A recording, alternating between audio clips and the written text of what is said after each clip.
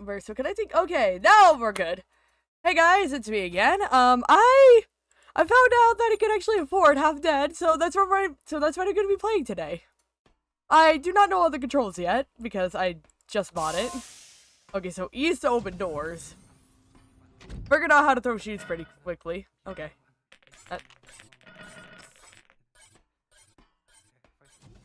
Well, that's fun. I had a feeling those were gonna blow up. Okay, so, yeah. Oh, my shoe blew up as well? Come on. Okay. Hello! Oh. Hello there.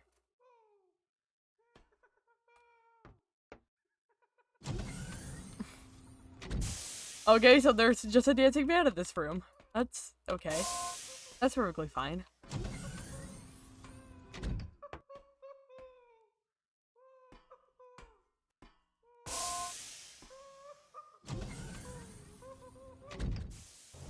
Oh, that's a death room. Well, that's fun. That is very much fun.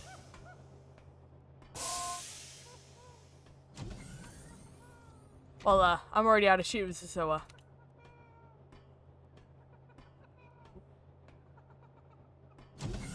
is it safe? I cannot tell. Okay, it's classified as safe. We're good.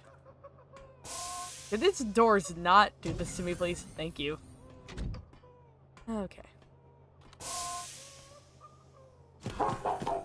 Oh, crap. Hi there. Well, that was fun. That was entertaining. So that just happened. I think this room is safe now.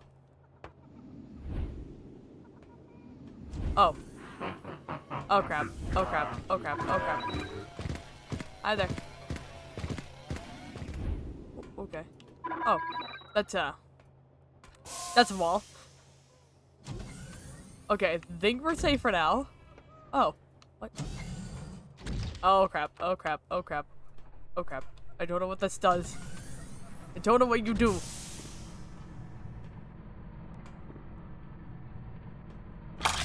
Oh, that's what you do. So that's what you do. Okay. Oh, good to know.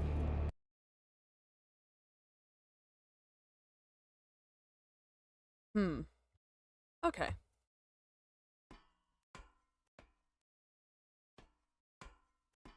Okay, that's a wall. Why do I always go for the walls? And hello, Tech Art. Yes, I indeed died.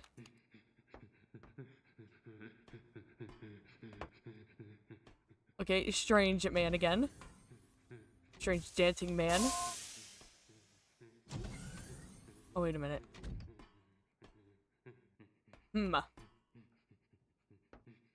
Okay, yeah, I figured it would be safe considering that, floor was green in here. So, yeah.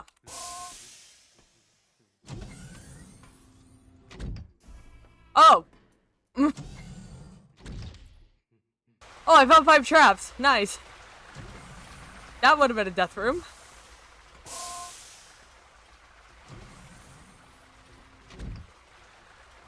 I think this room is safe.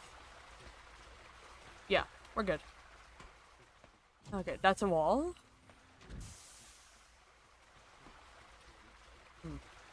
Screw it, I'm gonna go in the corner. You have no idea where the exit could be in this map. Oh no, oh no, oh no, not the singing again. Na na na na na na na na na na na na na na. Ah. Don't you dare, don't you dare, don't you dare, don't you dare, don't you dare. Have it! I tried to escape. I'm currently working on a recalm sheet. Okay, that's nice. But yeah, I expect a lot of deaths because I literally just bought this game like a few minutes ago. Oh.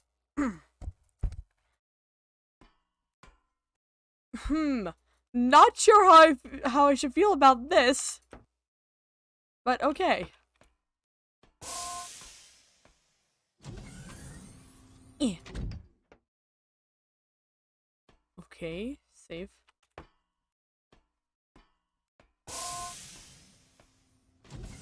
Freaking better be safe in here.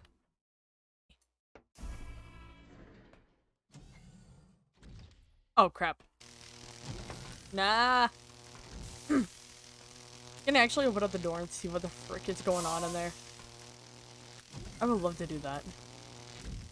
Oh, so that's what's going on in there. Okay. What is this game? It's called Half Dead.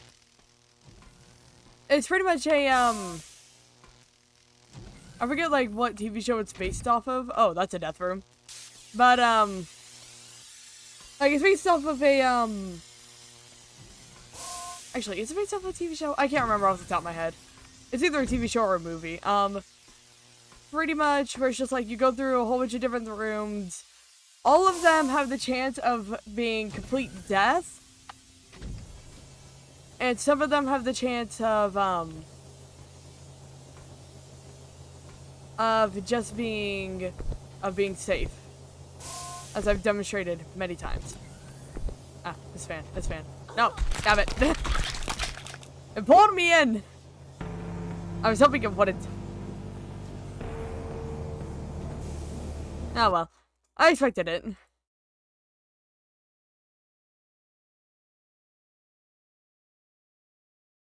Okay. And of course, the first room you start out in is always going to be a safe room. Oh, they have some more to play this. Yeah, that's exactly, where I got the whole thought of playing this from. No, you little rat. This little rat. This rat of a door. This rat of a door. The door killed me. I blame it on the door. That door killed me. I can tell that doors of this game are not going to be nice to me.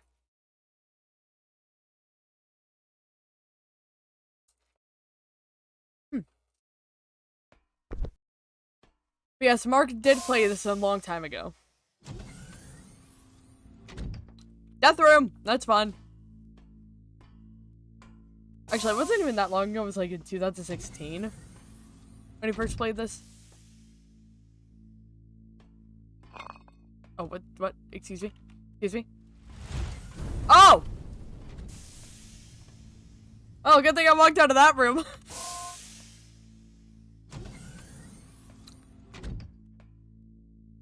Oh, this is fine. I'm out of shoes now. Oh, hi there.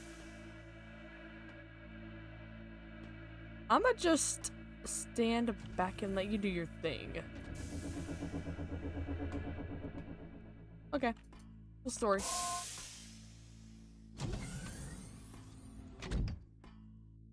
Okay, nothing in here. Good. Yeah, I just wanted to quickly make sure that I found 15. Oh, crap. You stay back. Okay, it just goes into that corner and, like, vanishes. Eh. Oh, I found the exit! Nice! Okay, you know what? I'm gonna go to the lobby.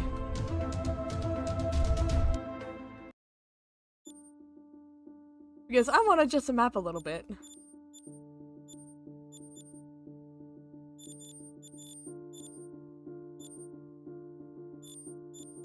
Oh, I can't have infinite time. Nabbit.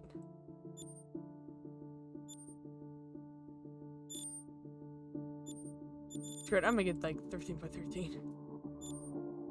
Yeah, let's go standard. I think. Should I? No, I'll go non-stop. Why not? Actually, no. I'm actually gonna go standard. My bad. Because standard is probably the best for now. And let's go. Name of the game is to find the exit. We already know this. Yeah, I don't think I can do multiple floors with this particular one. Because this one is pretty much just it's like the first game. What? Excuse me. Demons. Demons. Demons! Demons everywhere!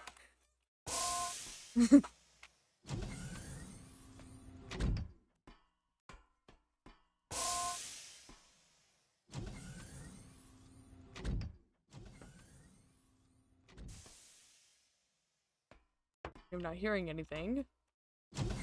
Hello? Hello? Okay, yeah, we're good.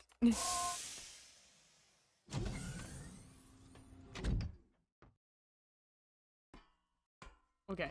I think it's safe. Yep, safe room. Okay.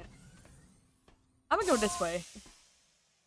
Because I swear, the freaking thing is in the corner. Oh. What are the odds? What are the odds?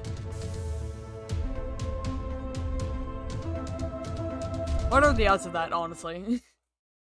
But yeah, seriously, this game is like $2 on Steam.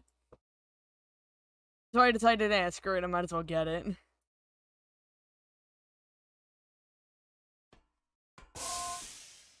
Oh boy, all these rooms have... Oh, hi there! Hello.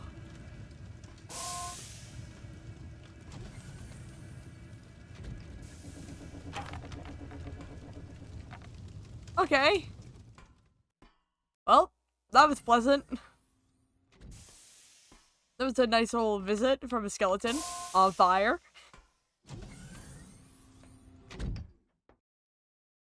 Okay. Ah! Fan blade, no. No. Let me just back out of that room. And yeah, just let that door close. Perfect.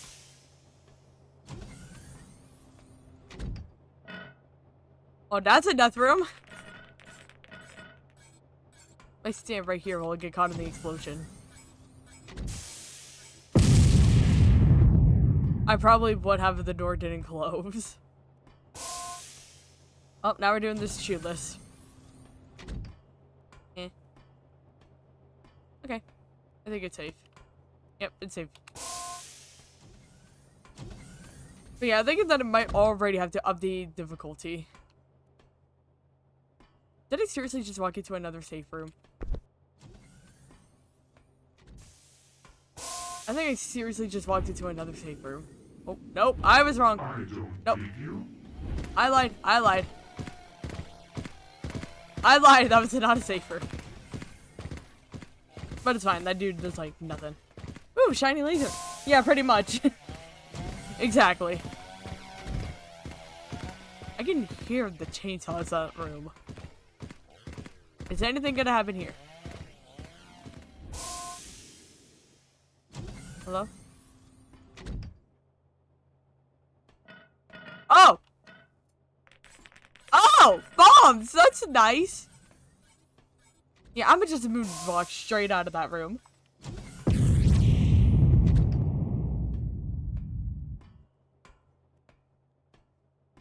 Hello? Anything in here? Okay, I think, yeah, this is a safe room. Oh boy. Eh. Oh, okay, just a little frostbite, nothing big. Okay, nothing from what I could tell in this room. Oh crap, death room! Oh, that's a black hole! What if it's just stay in like the corner? Aw, I couldn't. Oh, I tried. You know, I'm gonna go to the lobby again. I'm gonna like adjust this again.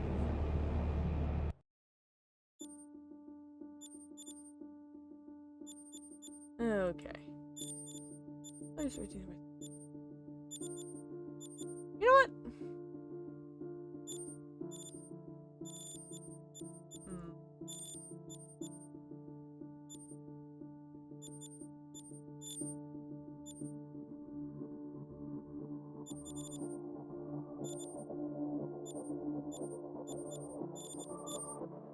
You know what? Yeah, I'm gonna do it non-stop. Why not? But yeah, like I didn't 100% feel up to a horror game tonight. Which I will say is pretty unfortunate, but it's just like, yeah. Oh, hello, buddy. Oh, crap. Demons! Demons! Demons! Oh! Well, thanks for soldering that dude for me. Oh, crap. Oh, crap. Oh, jeez. Oh, jeez, what have I done? Oh, crap. Oh, crap. Let me in. Let me in! Oh, I've completely boned myself, haven't I?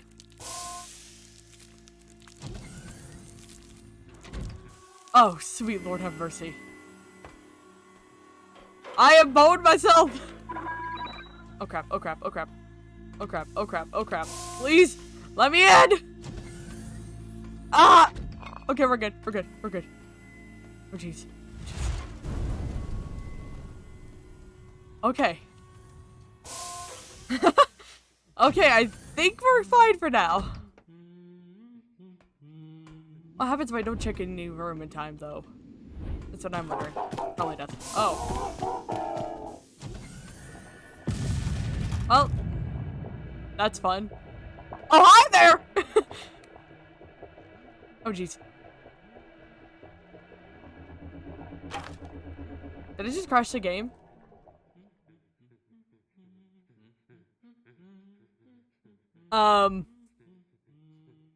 I think I just crashed the...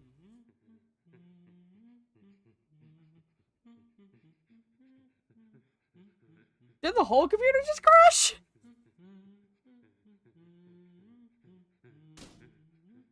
Okay, I thought everything crashed. I got so scared for a minute. Like, everything just froze. And it's just like, did I break the game? Like, did I break the computer? Did I? Seriously? Oh. Oh, jeez. What is that? Oh, no. Not a black hole. Not a black hole. Not a black hole. Not a black hole. Eh. Ew. Damn it.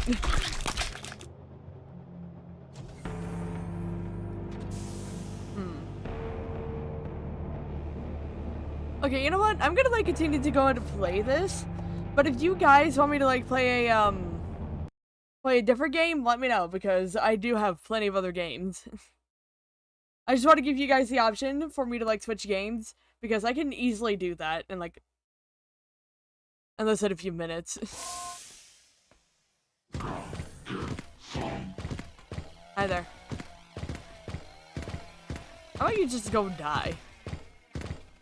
Is that an option, buddy? Oh. What is that?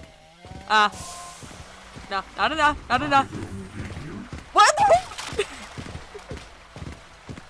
Well, that happened.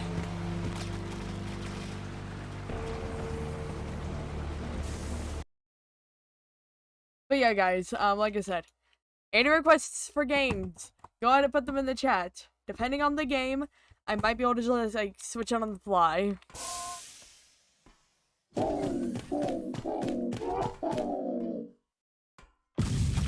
This was the first room I opened, and you already just completely died.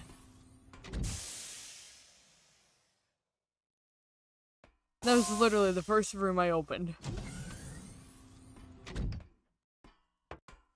And my man perished. Oh, what is that? What is that? What just fell? Oh! Spikes! Nope! Nope! No, no, no, no, no, no, no, let me out, let me out, let me out, let me out, yep, let me out, let me out, let me out, let me out. Oh. I couldn't get out in time. What games do you play? You can go ahead and, like, go check in, you can pretty much go ahead and check, but, I can, like, read off a few games that I have. If you would like. Okay, you're gonna have to give me a moment, though. Okay.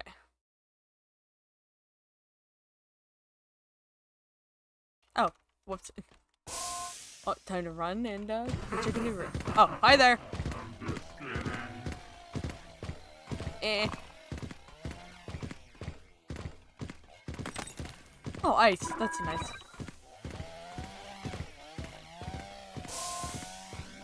Okay,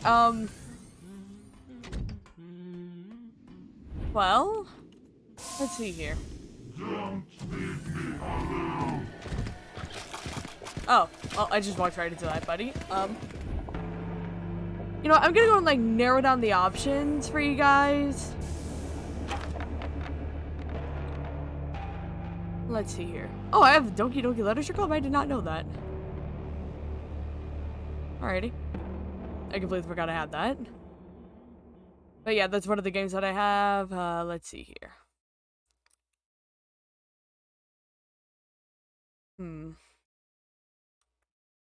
I, of course, have Phasmophobia and Welcome to the Game, if you guys would rather see those. And, of course, I could do, like, a whole, like, quick run-through of Portal again. Well, Portal 2, to be exact. Play Doki Doki. Okay.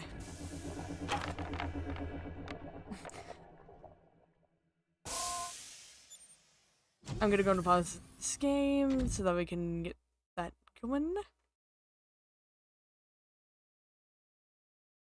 Because it is not installed, but it should not take that long.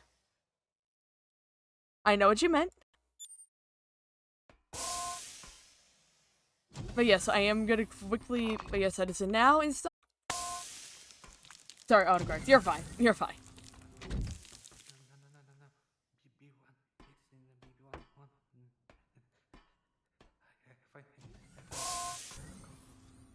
Oh. Oh, jeez. Oh, jeez. Oh, jeez. What is happening?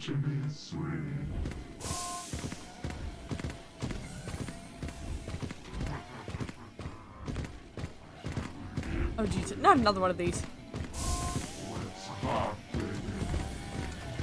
Ah! Ran right into a flaming skeleton. Okay. But yeah, Doki Doki Literature Club should not take too long to download.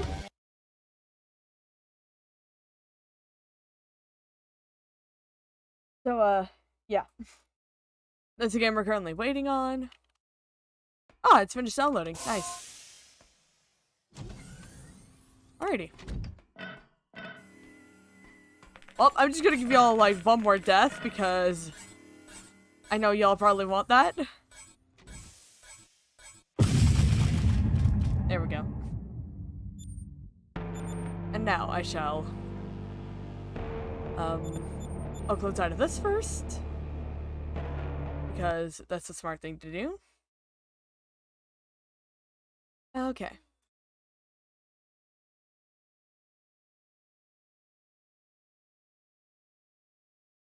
Alrighty.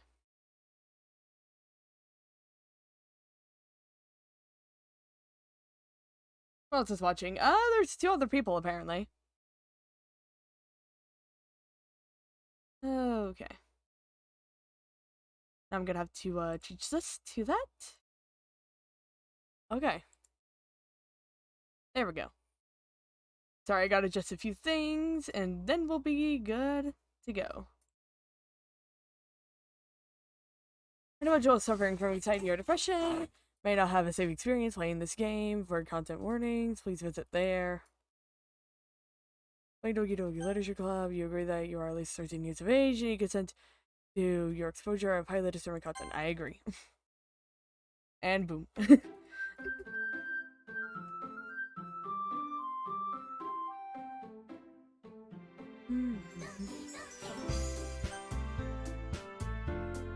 Okay, let's just start a new game.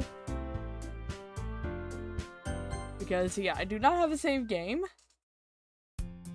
So, yeah. Oh, boy. Anyways, yeah, so we're just hopping right in this, so no intro at all. Hey! I see an annoying girl running toward me from the distance, waving her arms in the air, like she's totally oblivious to any attention she might draw to herself.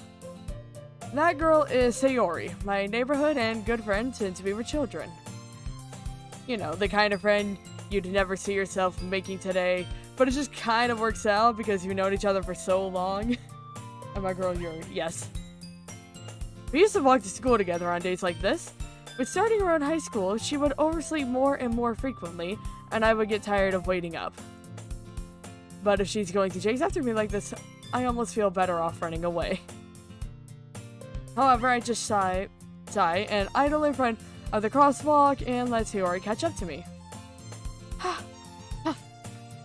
I overslept again! But I caught you this time. Maybe, but only because I decided to stop and wait for you. Yeah, you say that like you're thinking about ignoring me. That's mean. Well, the people stare at you for acting weird, that I don't want them to think we're a couple or something. Fine, fine. You did wait for me after all. I guess you don't... What? I switched over to DDLC Literature Club, Mom.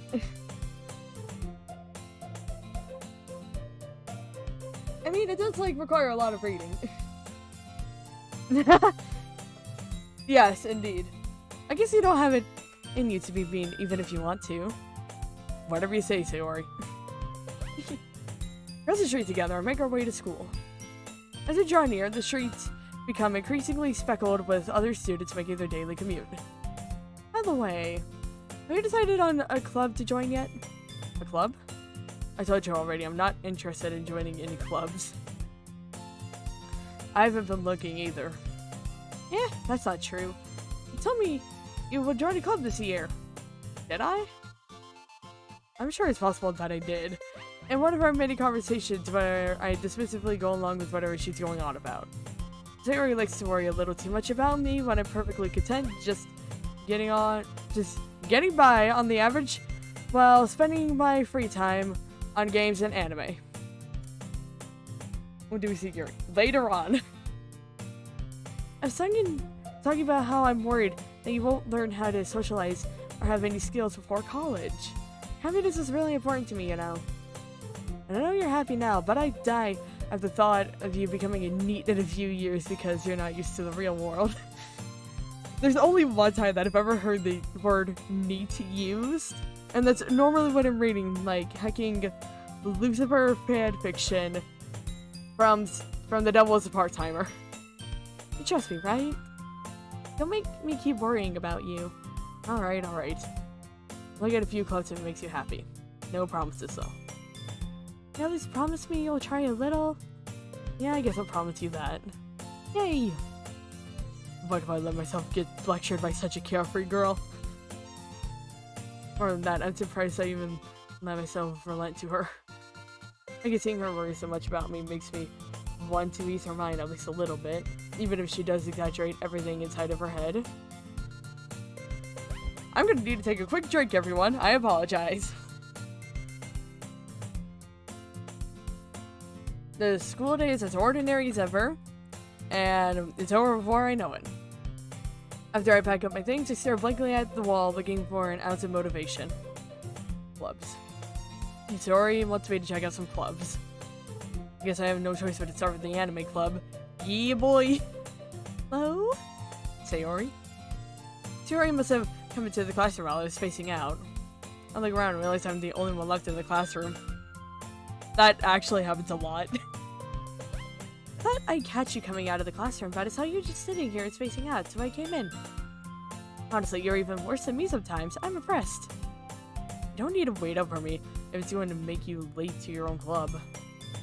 Well, I thought you might need some encouragement, so I thought, you know. Now what? Well, then you can come to my club. Sayori. Yeah? There's no way I'm going to your club. Oof. I am reading off the script, Mom. Honestly, I would probably say that to someone, not gonna lie.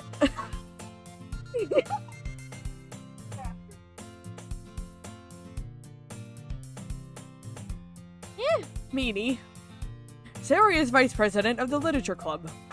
Not that I was ever aware that she had any interest in literature. In fact, I'm 99% sure she only did it because she thought it would be fun to help start a new club.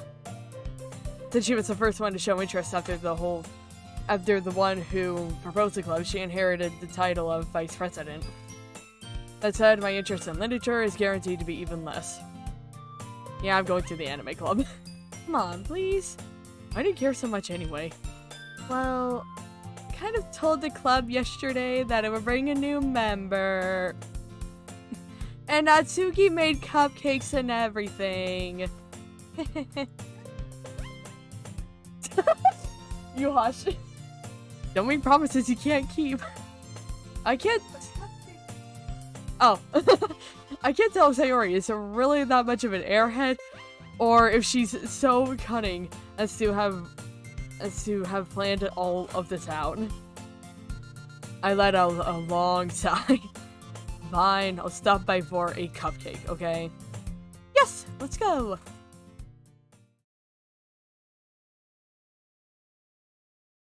And thus, today marks the day I sold my soul for a cupcake. That honestly sounds so familiar. I dejectedly follow Sayori across the school and upstairs, a section of the school I rarely visit, being generally used for third-year classes and activities. Sayori, full of energy, swings open the classroom door. Everyone, the new member is here. I told you, don't call me a new member. I glance around the room. Oh, jeez. Welcome to the literature club. It's a pleasure meeting you. Sayori always says nice things about you. Seriously, you brought a boy. Way to kill the atmosphere. Ah, what a nice surprise. Welcome to the club. All words escape me in this situation. This club is full of incredibly... It's full of incredibly cute girls. What are you looking at? If you want to say something, say it. Sorry. Natsuki. The girl with the sour attitude, whose name is apparently Natsuki, is one I don't recognize. Small figure makes me think she's probably a first year. She's also the one who made cupcakes, according to Sayori. You just ignore her when she gets moody. Yes, indeed. Our girl Yuri is here. Yuri says that quietly in my ear, and then turns back to the other girls. Anyway, this is Natsuki, always full of energy. And this is Yuri, the smartest in the club. Don't say things like that. Yuri, who appears comfort. I got this, guys. I got this. Comparably more mature and timid, seems to have a hard time keeping up with people like Sayori and Natsuki. Oh, well, it's nice to meet the both of you. It sounds like you already know Monica, is that right? That's right. It's great seeing you again. Monica smiles sweetly. I don't trust that face. We do know each other, well, we've rarely talked, but we were in the same class last year. Monica was probably the most popular girl in class, smart, beautiful, athletic, basically completely out of my league. So having her smile at me genuinely feels a little... You too, Monica. Well, sit down. We made room for you at the table so you can sit next to me or Monica. I'll get the cupcakes. Hey, I made them. I'll go get them. Sorry, I got a little too excited. Then, how about I make you some tea as well? The girls have a few desks arranged to form a table. As already mentioned, it's been widened so that there is one space next to Monica and one space next to Sayori. Natsuki and Yuri walk over to the corner of the room where Natsuki grabs a wrapped tray and Yuri opens the closet. Still feeling awkward to take a seat next to Sayori. Natsuki proudly marches back to the table, tray in hand. Okay, are you ready? Ta-da! Oh! Natsuki lifts the foil off the tray to reveal a dozen white fluffy cupcakes decorated to look like little cats. The whiskers are drawn with icing, and little pieces of chocolate were used to make the ears. So cute! Hey, I'm the one reading the script here. I know, you didn't even see the words on the screen. I had no idea you were so good at baking, Natsuki. Well, you know. Just hurry and take one. Sayori grabs one first, then Monica. I follow. It's delicious. Wait, that's Yuri's voice. It's delicious. Sayori talks with a mouthful and has already managed to get icing on her face. I turn the cupcake around in my fingers, looking for the best angle to take a bite.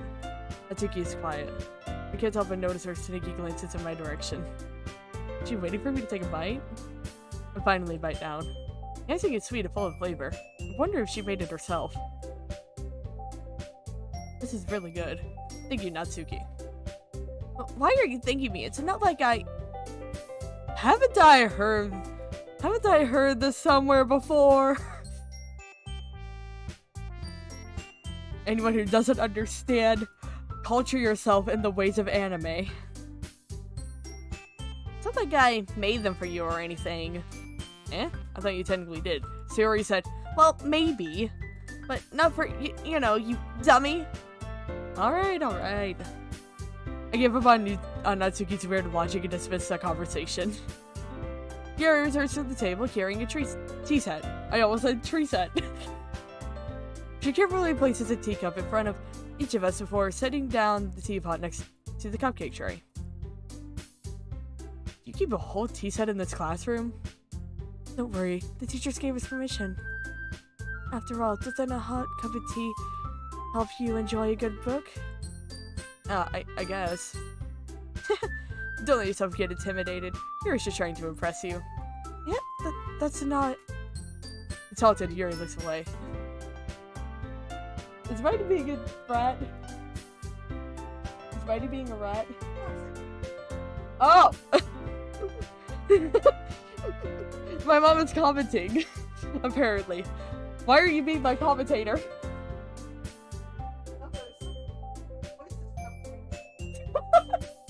You're not a part of my stream. I meant that.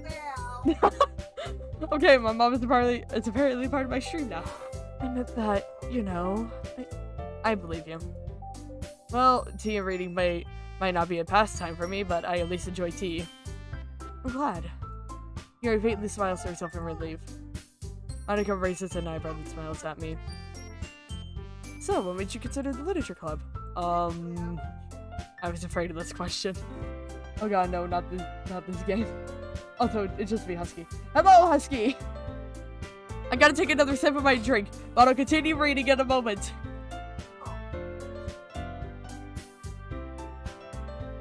Cat's scratch. Something tells me I shouldn't tell Monica that I was practically dragged here by Sayori. Well, I haven't joined any clubs yet, and Sayori seemed really happy here, so... That's okay, don't be embarrassed. Make sure you feel right at home, okay? As president of the literature club, it is my duty to make the club fun and exciting for everyone. Monica, I'm surprised. How come you decided to start your own club? You could probably be a board member of any of the major clubs. Aren't you later of the debate?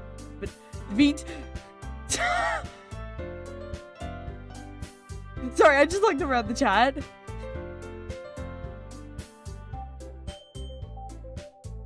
Weren't you a leader of the debate club last year? Well, you know. To be honest, I can't stand all the politics around the major clubs. There's like nothing but arguing about the budget, publicity, and how to prepare for our events. Hello!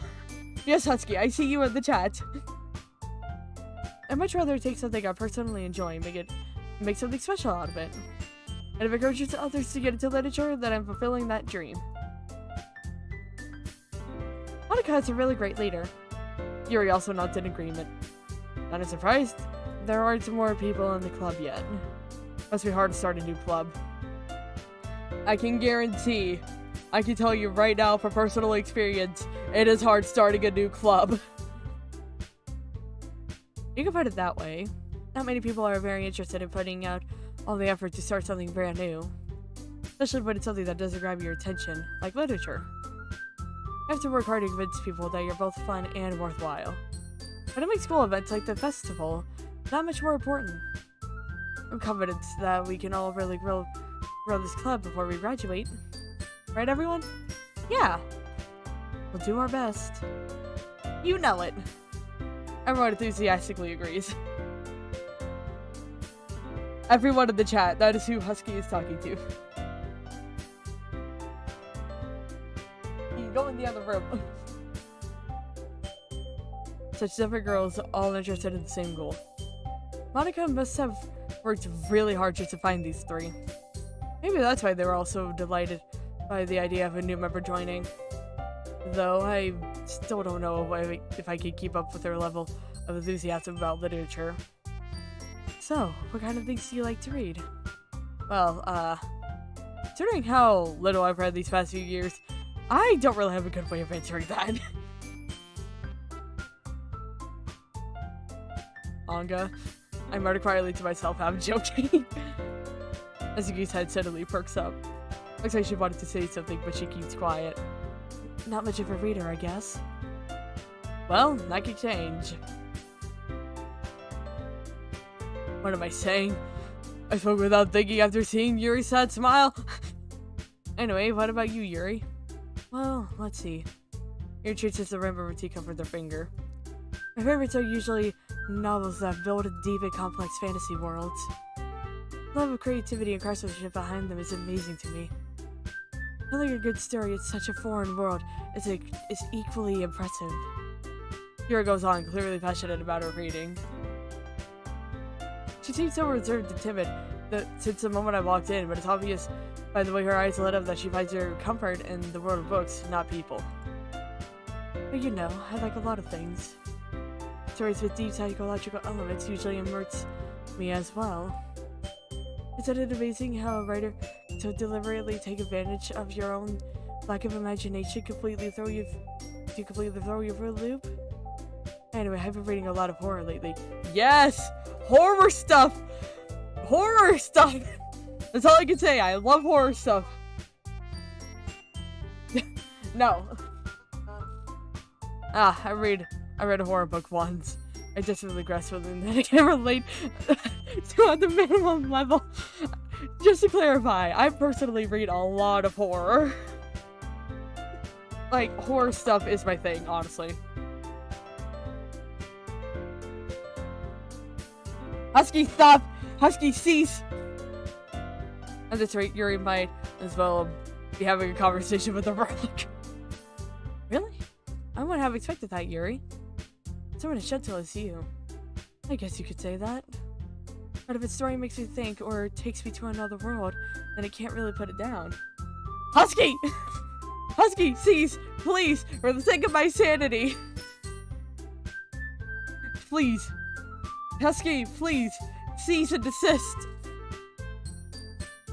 Husky, do not make me put you in timeout! Yes. Husky, please, do not make me put you in timeout.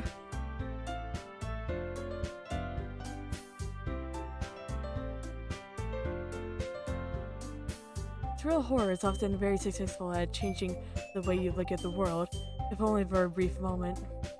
Ugh, I hate horror. Oh? Why's that? Well, Natsuki's eyes dart over to me for a split second. Never mind. That's right, you usually like to write about cute things, don't you, Natsuki? What? What gives you that idea? I'll have to piece of scrap paper behind last club meeting. Yes, get on top of the fridge! Get up there! I think you were working on a poem called Don't Say It Out Loud! Give that back! I ain't fine. Your cupcakes and your poems. Everything you do is just as cute as you are. Tori slides up behind Natsuki and puts her hands on her shoulders. I'm not cute! Natsuki, you write your own poems? Well, I guess sometimes. Why do you care? I think that's impressive. I don't you share them sometime. No! Natsuki averts her eyes. You wouldn't like them. Not a very confident writer yet. I understand how Natsuki feels. Sharing that level of writing takes more than just confidence. The truest form of writing is writing to oneself. As you're willing to open up your readers, exposing your vulnerabilities, and showing them the deepest reaches of your heart. Oh, Lord. What is going on in my chat? My chat is so cursed right now, and I love it. If only we could get it to, the click level of cursed. I would love that. I need another sip of my drink. Because, wow. You have writing experience too, Yuri? Maybe if you share some of your work, you could set an example and help Natsuki feel comfortable enough to share hers. I guess it's the same for Yuri. Aw, I wanted to read everyone's poems. I'll sit in silence for a moment. Also, I really would love to have hair like heckin', like Yuri's, but I do not want to have to deal with how much I would actually have to keep my hair, kept to have it that long. Okay, I have an idea, everyone. Ma, hush. Natsuki and Yuri look quizzically at Monica. Let's all go home and write a poem of our own. Then, next time we meet, we'll all share them with each other. That way, everyone is even. Yeah, let's do it! Plus, now that we have a new member, I think... I think it will help us all get a little more comfortable with each other and strengthen the bond of the club. Isn't that right? Monica smiles warmly at me once again. Hold on, there's still one problem. What's that? Now that we're back to the original topic. Now that we're back to the original topic of me joining the club, I bluntly come forth with what's been on my mind for the entire time. I never said I would join this club. Tori may have convinced me to stop by, but I never made any decision. Still have other quotes to look at, and I lost my train of thought. All four girls stare back at me with dejected eyes. But I'm sorry, I thought. Come on, you all. I'm defenseless against these girls. How am I supposed to make a clear-headed decision when it's like this? And that is if writing poems is the price I need to pay in order to spend every day with these beautiful girls. Right. Okay, I've decided then. I'll join the literature club. I want the girl signs line up. Yes, I'm so happy! Tori wraps her arms around me, jumping up and down. Hey! You really did scare me there for a moment. If you really just came for the cupcakes, I would be super ticked. That makes it official. Welcome to the literature club. Ah, thanks I guess. Okay everyone. I think with that we can officially end today's meeting on a good note. I remember tonight's assignment. Write a poem to bring to the next meeting so we can all share. Monica looks over at me once more. I look forward to seeing how you express yourself. Yeah. Can I really impress this class star Monica with my mediocre writing skills? I went to school with my best friend. Surprise, surprise, she's late again. She wants a club. She has a club. She wants me in. Don't think I've ever raised a pen. I'll consider it sure. No fan on literature. Books with like pictures and words leave me a little bit bored. Okay. Ready to feel the anxiety welling up beside me. Meanwhile, the girls continue to chit-chat as Yuri and Natsuki clean up their food. Hey, since we're already here, do you want to walk home together?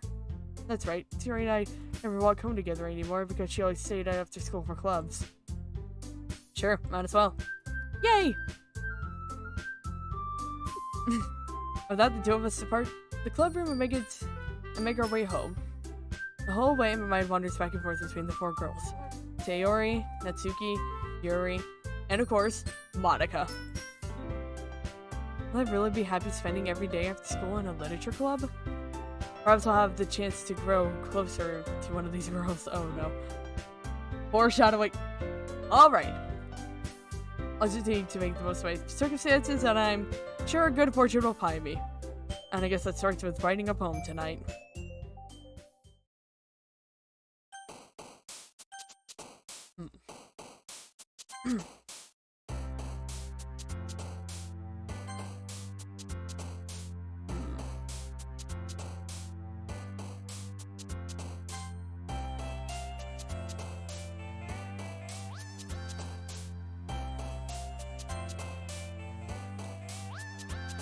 Listen.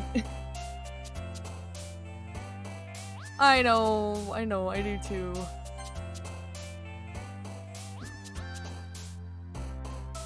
Oh, collapse. Okay, nope. Relation, yep. Sadness, wow. Sadness, Sayori jumps for sadness, apparently.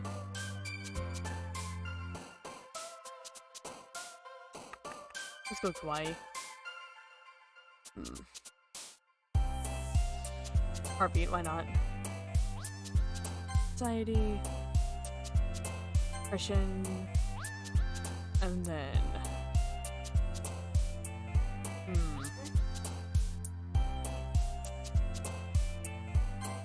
So that... I'm just clicking randomly now.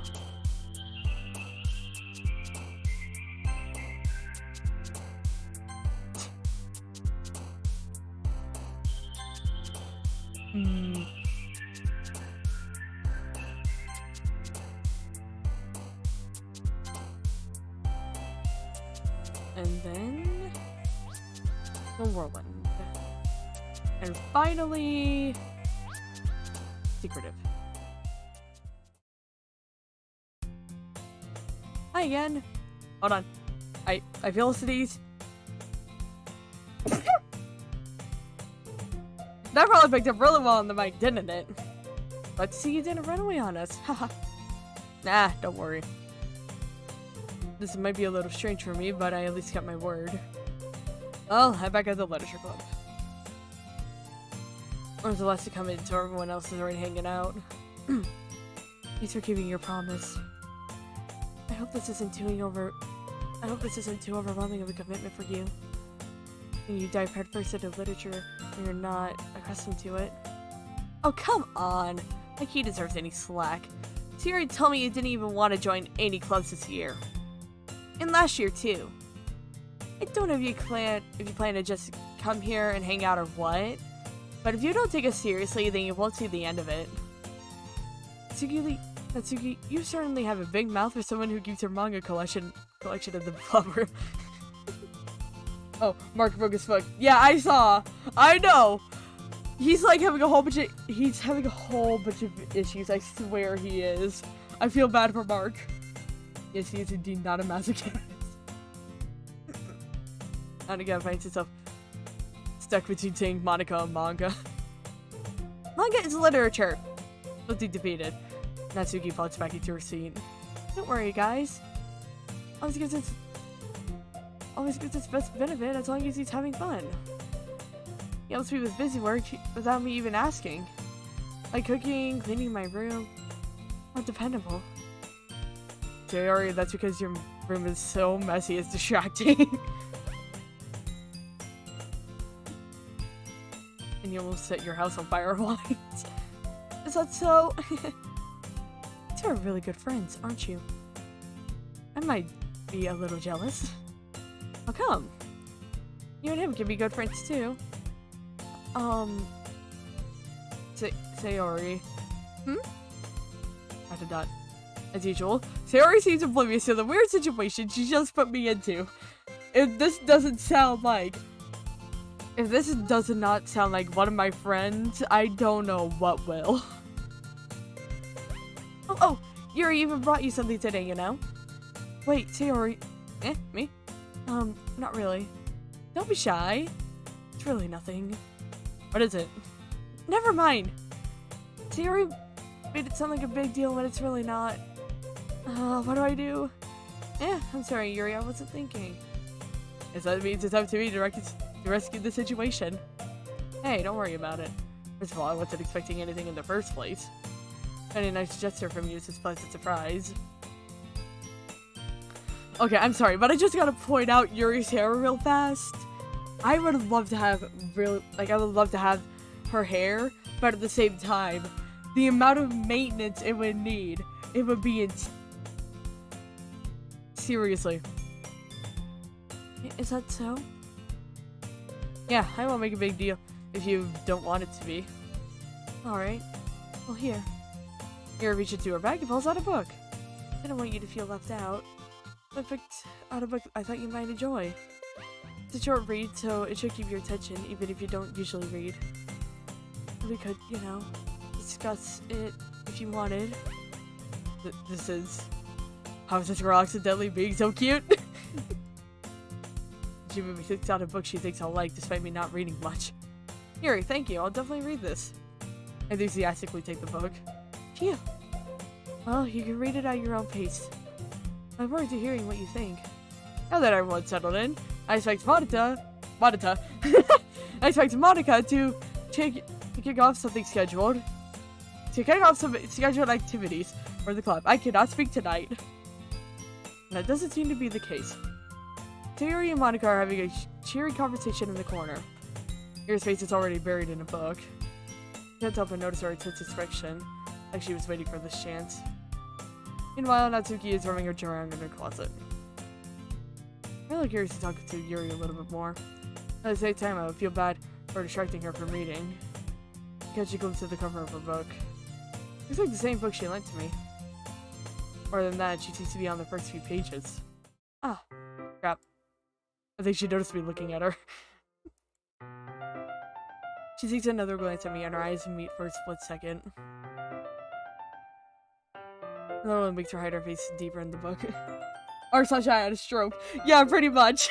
That's what this entire video is just gonna be. Me just having a stroke trying to read. Sorry. I was just spacing out. I'm out of this, since I made her uncomfortable. Oh. It's fine. If I was focused, that I probably wouldn't have noticed you in the first place. I was just rereading a bit of this, so... That's the book you gave to me, right? Mm-hmm. I wanted to reread it, so... Ooh. No! The gate's crashing! No! It's crashing! No! I didn't do anything. The game's crashing. No! Okay. Okay, we're good. We're good, I think. I wanted to reread some of it. Not for any particular reason. Just curious how come you have two copies of the same book? I have my arm in a very comfortable position and I cannot find that position again. Damn it. Ah. Well, I went to the bookstore yesterday. That's not what I meant. I mean, I just happened to buy two of them. Ah, I see. There's something fairly obvious here that Yuri isn't telling me, but I decided to let it go. Once again, legit me with one of my friends. Like, they make it the most obvious thing ever, and I just gotta act like I don't understand what the frick they're talking about when I know full well. Hold on. Hold on, everyone.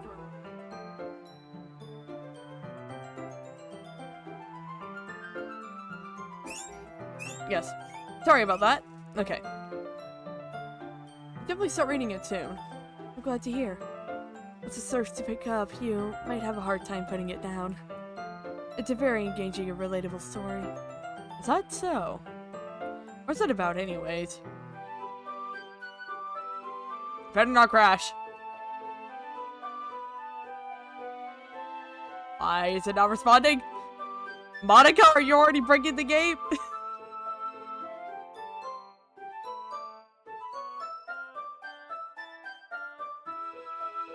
I think Monica's already breaking the game, guys.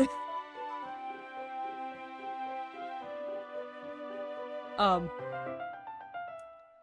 by the way, how's everyone's day going?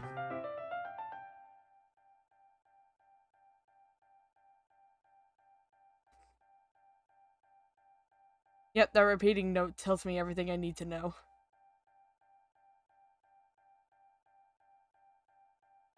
Well, if it crashes, it doesn't take too long to start back up.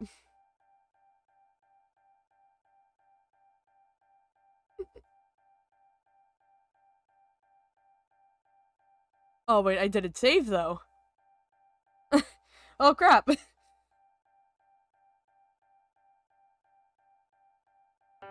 Oh! Okay, we're good. Monica's declared revolution early. Okay, well, we're fine. I'm quickly checking everything to make sure everything is still okay. There's a photo here just saying 8. Hold on. What is this? Sorry, I found something and I'm quickly checking it. Because I have no idea what it is.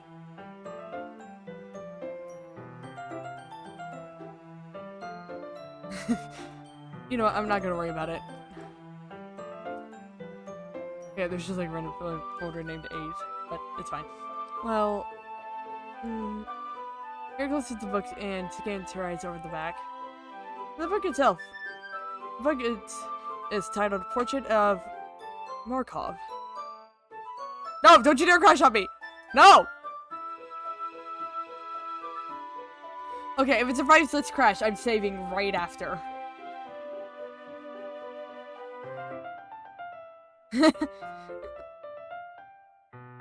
Oh, jeez.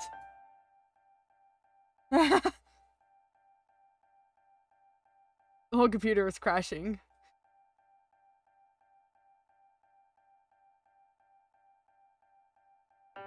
Okay, we're good. There's someone that's looking at eye symbol in the corner. On the front cover, I mean. I'm quickly saving because, quite frankly, I'm scared that it's actually gonna crash on me. Okay, now I'll return. Alright. I just wanted to make sure I didn't accidentally give anything away. Basically, it's about this girl in high school who moves in with her long-lost younger sister, but as soon as she does so, her life gets really strange. She gets targeted by these people who escaped from...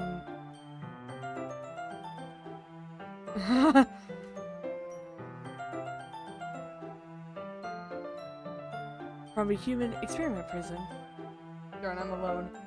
Yeah, I know. But hey, you're with me! And while her life is in danger, she needs to desperately choose who to trust. No matter what she does, she ends up destroying most of her relationships, and her life starts to fall apart. That's kind of dark, isn't it? Right up my alley.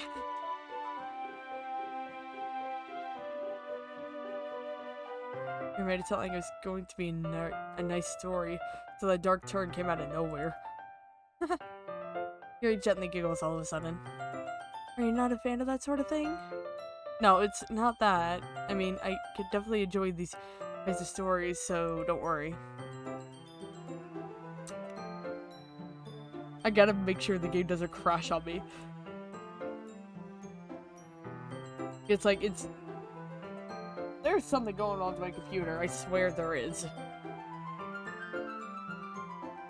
Sorry, I'm quickly checking everything again because it's just like... Okay, yeah, I think we're good.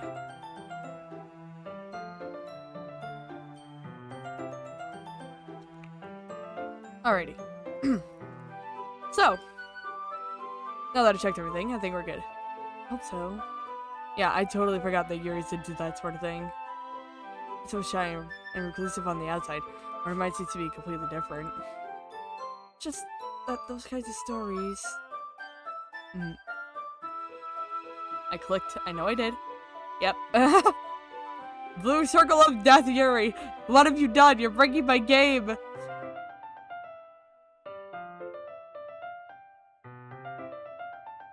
I challenge you to look at life from a strange new perspective. When horrible things happen, not just because someone wants to be evil, but because they have their own goals or their own philosophy that they believe in. And suddenly, when you thought you related to the protagonist, they're made out to be the... I swear, guys, I'm not doing this on purpose.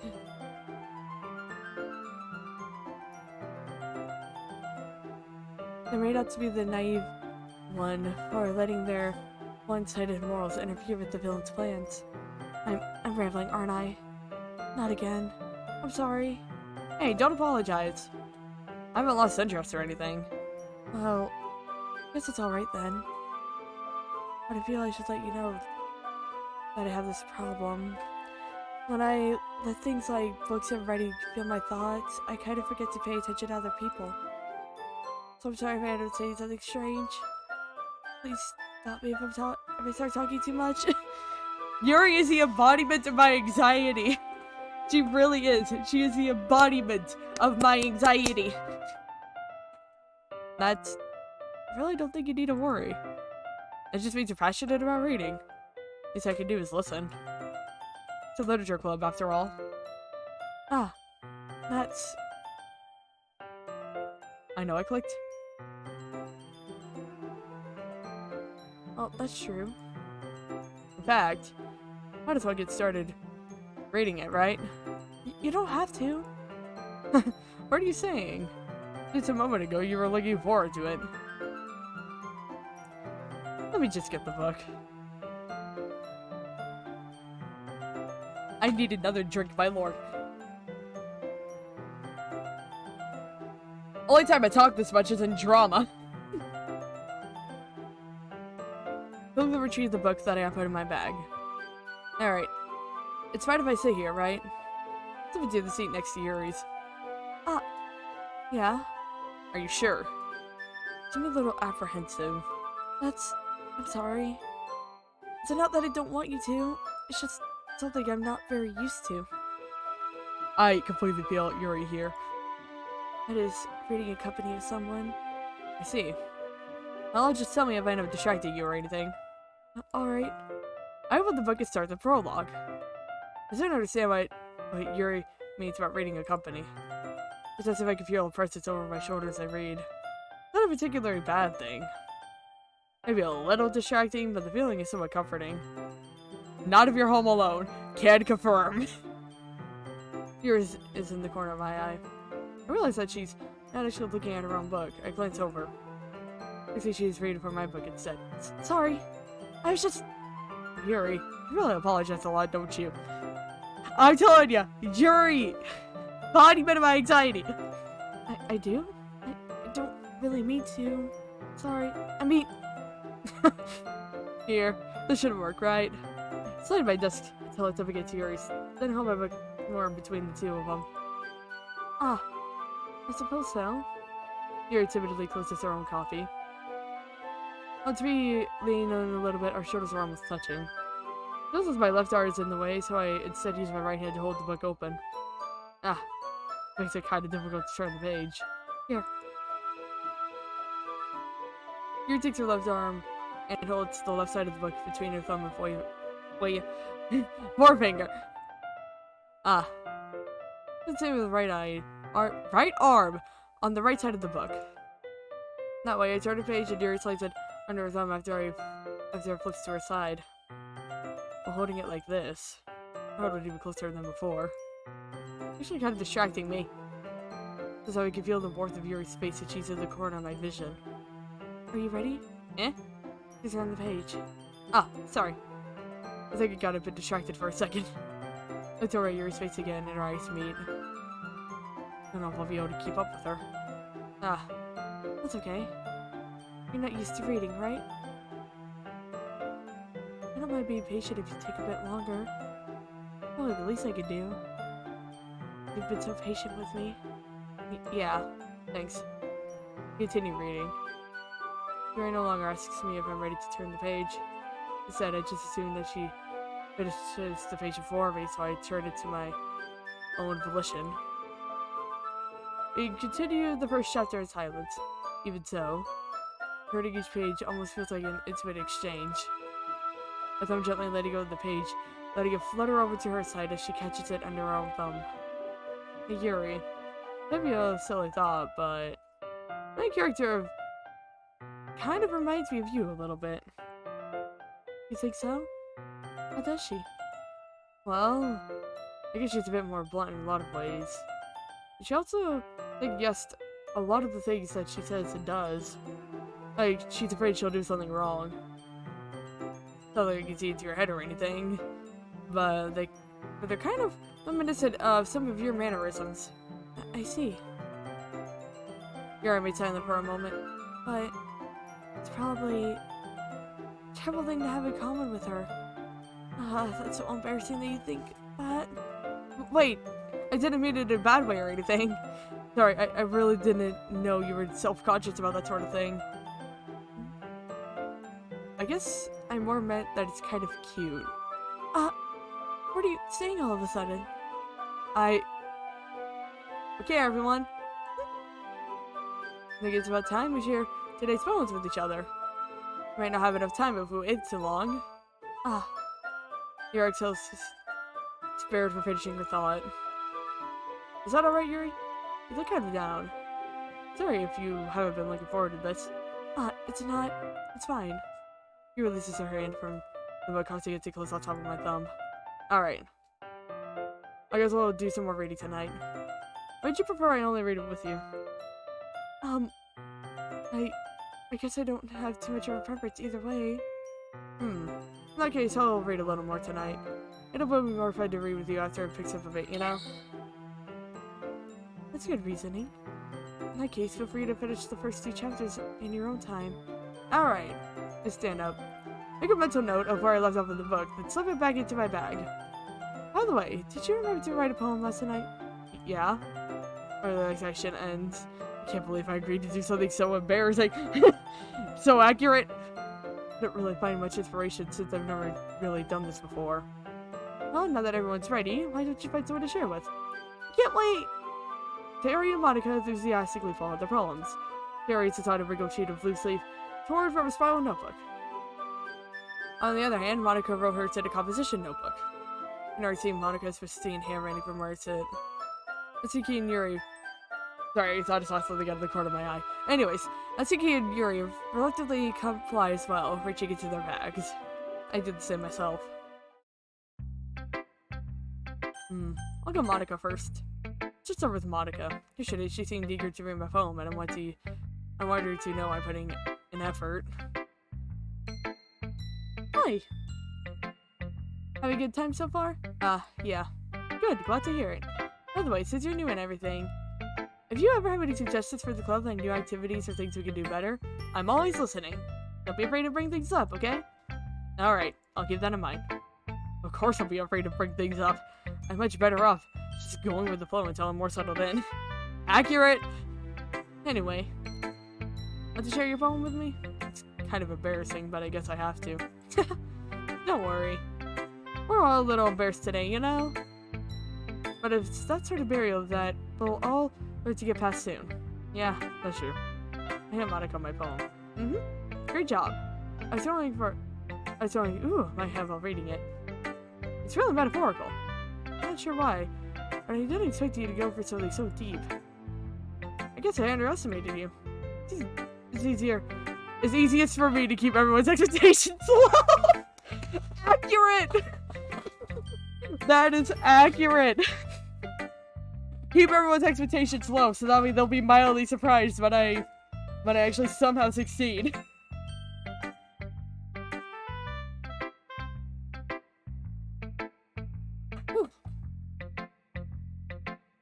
Always reading is causing my voice to be dry, or throat to be dry. Jeez, I cannot speak. No way, it always counts when I put in some effort. Exactly! That's not very fair. Well, I guess it worked anyway. You know that Yuri likes this kind of writing, right? Writing that's full of imaginary symbolism. Like Yuri, who likes using simple, indirect words to describe happiness and sadness. Yuri likes it when the readers are left to derive their own meaning out of it. It's very challenging to write that effectively, both allowing people to get something out of it just by feel, or allowing them to deeply analyze all of the nuances. It can take years of practice, which I'm assuming Yuri has at this point. Never really asked, though. I'm sure I'm nowhere near her level yet. Don't worry so much about that. You do your own thing, Cat. Sorry, Cat is being distracting. Just keep exploring and learn by trying new things. I'm sure I'll end up trying different things. A lot. It'll take a while before I feel comfortable doing this. That's okay. Love to see you try new things. It's the best way to find the kind of style that suits you. Everyone else may be a little bit biased towards their own kinds of styles, but I'll always help you find what suits you the most. And don't force yourself to write the way everyone else wants you to write. It's not like you have to worry about impressing them or anything. Anyway, do you want to read my poem now? Don't worry, I'm not very good. So I'm pretty confident for someone who claims to not be very good. Well, that's because I had to sound confident. Doesn't mean I always feel that way, you know? I see. Well, let's read it then. Hole in the wall. It couldn't have been me. See the direction this speckle protrudes. A noisy neighbor? An angry boyfriend? I'll never know. I wasn't home. I peer inside for a clue. No, I can't see. I reel. Blind. Like a film left out in the sun. But it's too late. My retinas, already scorched with a permanent copy of the meaningless image. Just a little hole. It wasn't too bright. It was deep. It was too deep. Stretching forever into everything. A hole of infinite choices. I realized it now. That I wasn't looking in. I was looking out. And he, on the other side, was looking in. So, what did you think? It's very freeform, if that's what you call it. Sorry, I'm not really the right person to ask for feedback. I am really not, seriously. Hey, how'd they go? It's okay. Yeah, the kind of style is getting pretty popular nowadays. That is a lot of poems have been putting emphasis on timing between words and lines. When performed out loud, it can be really powerful. What was the inspiration behind this one? Well, I'm not sure if I know how to put it. But if you could say I've had some kind of epiphany recently. Been influencing my poems a bit. An epiphany? Yeah, something like that. I'm kind of nervous to talk about these stuff like that because it's kind of coming on strongly. Maybe after everyone is better friends with each other. Anyway, here's Monica's writing tip of the day. Sometimes when you're writing a poem or a story, your brain gets too fixated on a specific point. If you try so hard to make it perfect, then you'll never make any progress. I can tell you from experience writing one-shots. Yes, that is true. Just force yourself to get something down on the paper and tidy it up later. Another way to think about it is this. If you keep your pen in the same spot for too long, you'll just get a big dark puddle of ink. So just move your hand and go with the flow. That's my advice for today. Thanks for listening. I'll go Sayori. Because I really love Sayori. I don't know why. I just love her so much. It's a good poem. Are you sure it's your first time? Of course. It's not that good. Am I the kind of guy who would be writing poems in his spare time? I guess you're right. But that's why it impressed me. Well, to be honest, I was afraid that you wouldn't do it seriously. Or that you wouldn't write one at all. I'm happy that I'm really happy just like you wrote one. Just reminds me of how you're really a part of the club now. Especially the fact that I'm standing in front of you in the club room. Well, of course. Not really into it yet, but that doesn't mean I'll break my promise. See? Like I said before, deep down, you're not selfish at all, you know? Trying new things like this for other people, that's something only really good people do. Thanks, Sayori. Not sure if Sayori sees the full picture of my motive here.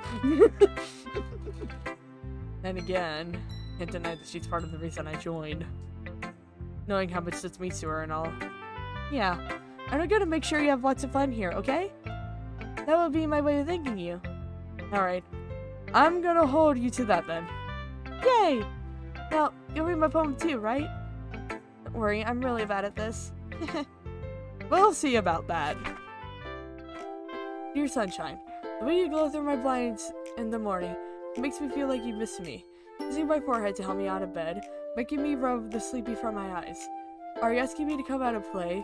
Are you trusting me to wish away a rainy day? I look above, the sky is blue. It's a secret, but I trust you too. If it wasn't for you, I could sleep forever. But I'm not mad, I want breakfast.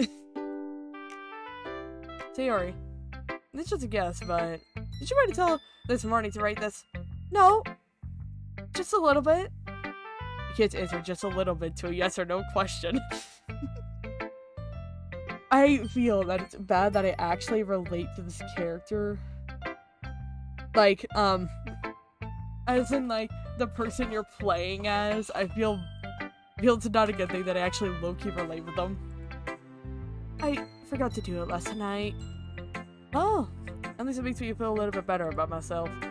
Don't be mean. Still tried my best. Nah, yeah. I didn't mean to say that it was a bad poem. It came out nice, or how should I put it? It just sounds like you. Really? Yeah. Especially the last line. I made eggs and toast! Even though you were late to school? It's bad to skip breakfast. I get all cranky. Well, I guess there's no point in arguing. Anyway, thanks for showing me. This is so much fun. Monica's the best. Yeah. But next time, I won't forget. I'm gonna write the best poem ever. Well, guess I'll look forward to it. I'll go Natsuki next. So you're my homegirl. Well, it's about what I expected from someone like you. That's a little blunt. Well, excuse me. It's not like I said it was bad. It's just that it evoked any emotions. So basically, it's not cute enough for your tastes. Do you want to get smacked? I'll pass. Well, anyway, I guess I need to show you mine. Not that you'll like it. Eagles can fly, monkeys can climb, crickets can leap, horses can race, owls can seek, cheetahs can run, eagles can fly, people can try, but that's about it. Yeah, told you weren't gonna like it. I like it. What? Just be honest. I am. Why are you so convinced that I wouldn't like it? Well, because everyone in high school thinks that writing has to be all sophisticated and stuff, so people don't even take my writing seriously. But that isn't the point of poems, where people. What? I'm asking if you still have people on your. Oh yes. Okay, cool. Sorry, my mom was bothering me. But isn't the point of poems for people to express themselves? Trying to tell what to make your message any less valid. Yes, exactly. I like it when it's easy to read, but it hits you hard. Like in this poem. Seeing everyone around you do great things can be really disheartening. So I decided to write about it. Yeah, I understand. The other nice thing about simple writing is that it puts more weight on the wordplay. Like I set it up for a rhyme at the end, but then made it fall flat on purpose. I was bringing out the feeling in the last line. So you did. I guess more went into it than I realized. That's what it means to be a pro. Glad you learned something. Didn't expect that from the youngest one here, did you? Yeah, I guess not. I decided to humor her with that last comment.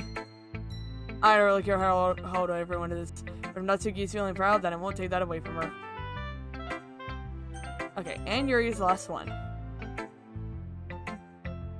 As Yuri reads the poem, I notice her eyes lighten. Exceptional. What was that? Did I say that out loud? Yuri first covers her mouth, but then it's covering her whole face. He's gonna hate me. You really didn't do anything wrong, Yuri. I guess you're right. What am I getting so nervous for? Yuri takes a breath. So, what kind of writing experience do you have? Your use of imaginary metaphors indicates you've written a lot of poetry before. Really? Wow, that's a huge compliment coming from you. It's actually my first time, really. Huh? You're seeing me blankly looks at my poem again. Well, I know that. It's just been, You're chills off, unable to find an excuse. She traces her finger along the words of the poem as if breaking it down more thoroughly. Yeah, okay. This is the reason I was able to tell. It's just there were specific writing habits that are usually typical of new writers. And having been through that myself, I kind of learned to pick up on them. I guess it was a notable thing that I recognize in new writers is that they try to make their style very deliberate. In other words, they try to pick and write titles separate from the topic matter, and they forfeit the two together. The result is that both the style and the expressiveness are weakened. As Yuri finds a train of thought, the dose of her demon meter totally changes. Stammering is completely gone, and she sounds like an expert. Of course, that's not something you can be blamed for. There's so many different skills and techniques that go into writing, even a simple poem. Not just finding them and building them, but getting them to work together is probably the most challenging part. It takes you some time, but it all comes with practice and by learning by example and trying new things. I also hope that everyone else here in the club gives you valuable feedback. I think you can be a little biased, though. Biased? How? Well, never mind. I shouldn't be talking about people like that. Sorry. It's fine. Not sure if Yuri was apologizing to herself, to me, or Natsuki. You mind if I read your poem now? Please do. I'd love to share my thoughts, process behind it. Yuri smiles dreamingly as if that's a rare opportunity for her, which itself is kind of funny. After all, isn't this supposed to be a literature club? Ghosts under the light. The tendrils of my hair illuminate beneath the amber glow. Bathing. Must be this one. The last remaining streetlight to have withstood the test of time. The last yet to be replaced by the sickening blue-green hue of the future. I bathe, calm, breathing air of the present, but living in the past. The light flickers. I flicker back. I'm sorry. I have such terrible handwriting. What? I wasn't thinking that at all. But it took you a long time to read.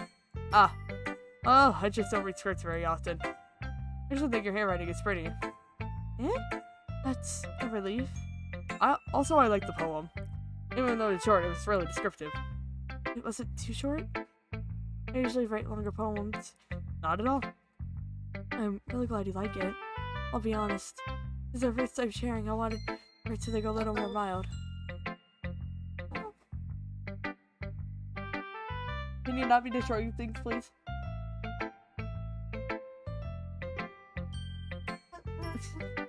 Okay, anyways. Nothing easy to digest, I suppose. Are you into ghosts, Yuri? I find that pretty humorous. Like, I swear, the writers did that on purpose. Because Yuri, not the way that this one is spelled, but Yuri in Japanese is a type of ghost. Actually, the story isn't about a ghost at all. Really? I must have totally missed the point. Well, I suppose you did only glance over it after all. I remember that fellows often express their own thoughts, feelings, and experiences in their work. They usually do more than tell a simple story or paint a picture. In this case, perhaps the subject of the poem is only being symbolically compared to a ghost, lingering in her last remaining place of comfort, and able to let go of the past. It's soon to be left with nothing. That's a lot more soul than putting it that way. I haven't even thought of that. That's impressive. Yeah? It's nothing, really. Yours is impressive too, so... Nah. If anything, I'll probably learn a thing or two from you. You think so? Yeah, of course. Ah. I know. Really nervous about doing all of this. But in the end, I enjoyed it. I'm gonna keep doing my best for you. Ah. Me too.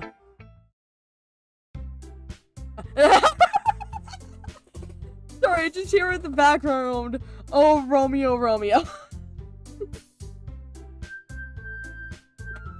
I just hear in the background, Romeo, Romeo. Okay. I guess that's everyone. I glanced around the room. It was a little more stressful than I anticipated. It's as if everyone is judging me for my mediocre writing abilities. Even if they were just being nice, there's no way my poem could stand a chance up to theirs. This is a literature club after all. I sigh. I guess that's what I ended up getting myself into. Across the room, Sayori and Monica are happily chatting.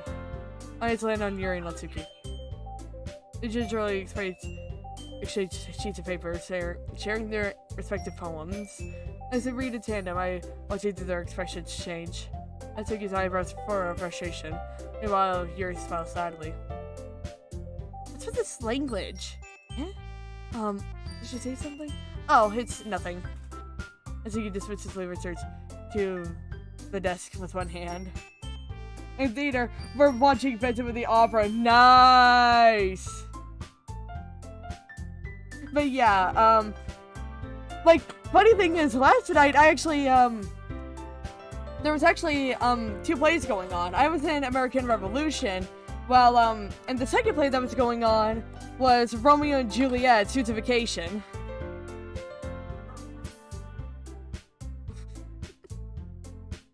I guess you could say it's fancy.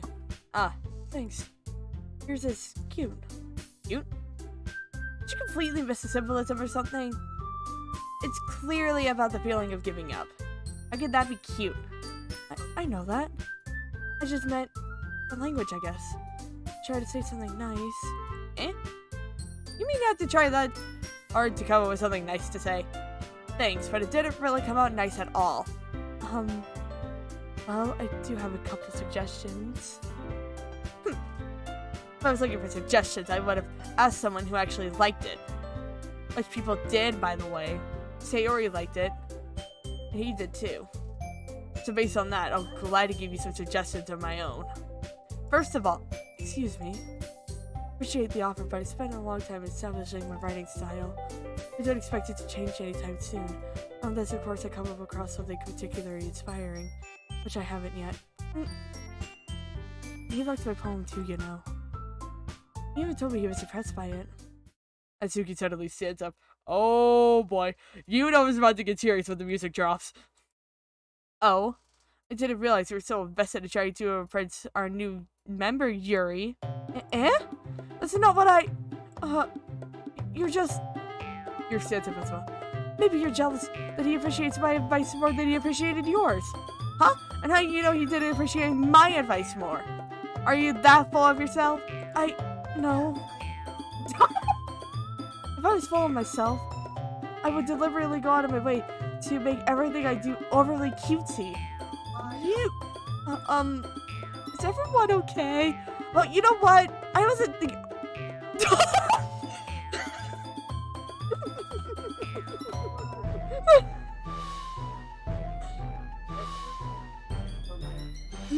No, okay, no comment. No. I'm needing you to not make a comment on this. Because I'm not the one whose boobs magically grew a size bigger as soon as he started showing up. Natsuki! Natsuki, that's a little... This doesn't involve you. I don't like fighting you guys. Suddenly, both girls turned towards me as if they just noticed I was standing there. She's just trying to make me look bad. That's not true. She started it. If she could get over herself and learn to appreciate that simple writing is more effective, then it wouldn't have happened in the first place. What's the point of making your poems all convoluted for no reason? The meaning should just jump out of the reader, not force them to have to figure it out. Help me explain this to her. Wait, there's a reason why we have so many deep, expressive words in our language. It's the only way to convey complex feelings and meaning the most effectively. Avoiding them is not unnecessarily limiting yourself, it's also a waste. You understand that, right? Well? How did I get dragged into this in the first place? I don't think I know anything about writing. Whomever I agree with her, they'll probably think more highly of me. Help me, Sayori! Natsuki. Natsuki glares at me, drying up any words I had in my mouth. So instead I turn to Yuri. Yuri. Yuri's expression is so defenseless I can't bring myself to say anything to her. Sayori! Eh? Yeah. Everyone's fighting is making Sayori uncomfortable. How can the two of you keep fighting like this when you're making your friend feel like this? Well, that's her problem. This isn't about her. I agree. It's unfair for others to interject their own feelings into our conflict. Yeah, unless Sayori wants to tell Yuri what a stuck-up jerk she's being. She would never. It's your immaturity that made her upset in the first place. Excuse me? Are you listening to yourself? This is exactly why nobody likes— Stop! Natsuki, Yuri, you guys are my friends. I just want everyone to get along and be happy. My friends are wonderful people, and I love them because of their differences. Natsuki's poems, they're amazing because they give you so many feelings with just a few words. And Yuri's poems are amazing because they paint beautiful pictures in your head. Everyone's so talented, so why are we fighting? Because! Well, also, Natsuki's cute and there's nothing wrong with that. And Yuri's boobs are the same as they always were. Make it beautiful. Sayori. Yuri stands there triumphantly. Monica stands behind her with a bewildered expression. I knew I made the right call. Oh, need some tea. Yuri rushes off. Natsuki sits down with a blank expression on her face, staring at nothing. So, this is why Sayori is vice president. I whispered to Monica. She nods in return. To be honest, I might come up as a good leader and I can organize things, but I'm not very good with people. So I couldn't even bring myself to interject. As president, that's kind of embarrassing for me. Nah. It's not like I can blame you. Don't anyone say anything either. Well, Tsuchi Sayori is amazing in her own ways, isn't she? I guess you could say that. She may be an airhead, but sometimes it's really suspicious that she knows exactly what she's doing. See, take good care of her, okay? I would hate to see her get herself hurt. That makes two of us. You can count on me. Monica smiles at me sweetly, causing my stomach to knot. Such a genuine person really does make a good president regardless of what she says. Well, I could get a chance to talk to her a little bit more. Cat in a box! Okay, everyone. It's just about time for us to leave. How did you all feel about sharing poems? It was a lot of fun. Well, I'd say it was worth it. It was alright. Well, mostly. Well, how about you? Yeah, I'd say the same. There's anything to talk about with everyone. Awesome. In that case, we'll do the same thing tomorrow. Maybe you learned something from your friends, too. Your poems will turn out even better. I think to myself. I did learn a little bit more about... Ah, jeez! No! No! No! Husky! Husky, cease! Please! Have mercy! I did learn a little bit more about the kinds of things everyone likes. Husky, why? With any luck, that means I can do a better job impressing unless I want to impress. That's myself my newfound determination. Hey! Ready to walk home? Sure, let's go. Sayori beams at me. It really has been a while since Sayori and I have spent this much time together. Can't really say I'm not enjoying it either. Sayori, what happened earlier? What do you mean? You know, between Yuri and Atsuki. Does that kind of thing happen often? No. It's really the first time we've seen them fight like that. I promise they're both wonderful people. You don't hate them, do you? Okay, that's fair. No, I don't hate them. I just wanted your opinion, that's all. Seems like they'd make good friends with you. Yeah. You know, you said you get to spend time with you in the club. But I think seeing you get along with everyone is what makes you feel the happiest. I think everyone really likes you too. That's... Every day is going to be so much fun. Looks like Terry still has to caught on to the kind of situation I'm in. Sure, being friends with everyone is nice, but... Do you really need to stop there? Sorry, quickly changing things. We're good. Well, we'll just have to see what the future holds, Sayori. That's Sayori on the shoulder. I said that more to myself than to her, but it's easy to use Sayori as an internal monologue sometimes. Okay. Yeah. Let's do this.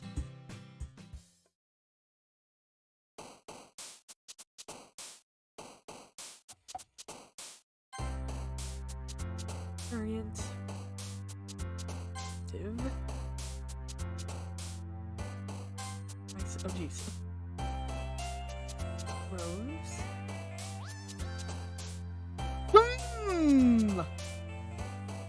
I wonder why this is an option.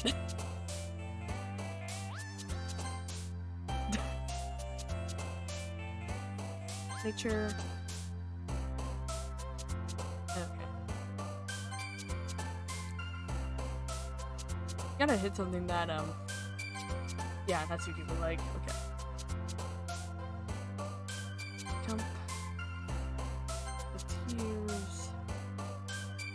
Memories. Maybe.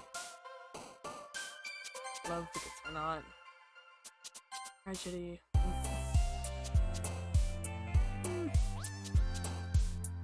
None of that. Vivid. Light. Question again because why not? Unstable. Okay. There we go. Another day passes and it's time for the club meeting already. Got a little more comfortable here over the past couple days. Entering the club room, the usual scene greets me. Hi! Yo, Sayori. Looks like you're in a good mood today. Just so nice you being in the club, that's all. I see. That's a pretty simple thing to get you in a good mood. But I guess it's always a simple thing with you anyway. Speaking of which, I'm kinda hungry. You come with me to buy a snack? No thanks. Eh? That's not like you at all. I have my reasons. Why don't we take a look at your purse, Sayori? Eh? Why that all of a sudden? No reason, really. Just wanted to look at it. Ah. Sayori nervously retrieves her coin purse. She fumbles with the latch to get it open. Then she turns it upside down and let its contents spill onto the desk. Only 2 small coins fall out. I knew it. I can see right through you, Sayori. That's not fair. How did you even know? Simple. If I hadn't invited you in the first place, you would have bought a snack before going to the club room.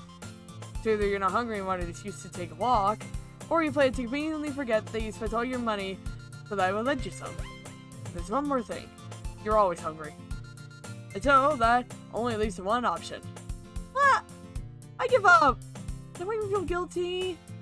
Feel guilty? That means you deserve to feel guilty. Wow! I mean, you're not wrong, buddy, but wow. Yuri suddenly giggles. Eh? Oh, eh?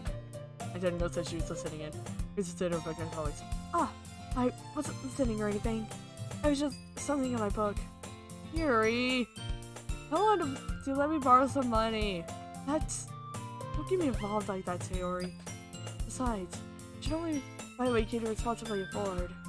Particularly after posting a mischievous stuff like that, your suffering is fair enough retribution. Huh. But I didn't mean that. I got too absorbed in my book. I really like the way you speak your mind, Yuri. It doesn't happen much, but it's a fun side of you. There's no way you could think that. You were right, though. There's something bad and I had to accept the revolution. Retribution. That! Still. Coming from you, Sayori. There's a little devil inside of us. That it was all isn't there. Don't let her fool you. Sayori knows exactly what she's doing. After all, she told you guys she was bringing me to the club before she even told me. But, you wouldn't have come to me more for the cupcakes. But I had to trick Natsuki into making them. Come on, give me more credit than that, Sayori. What? Yeah! I never really expect Sayori in the face until it was onto the desk. Oh, what was... A cookie.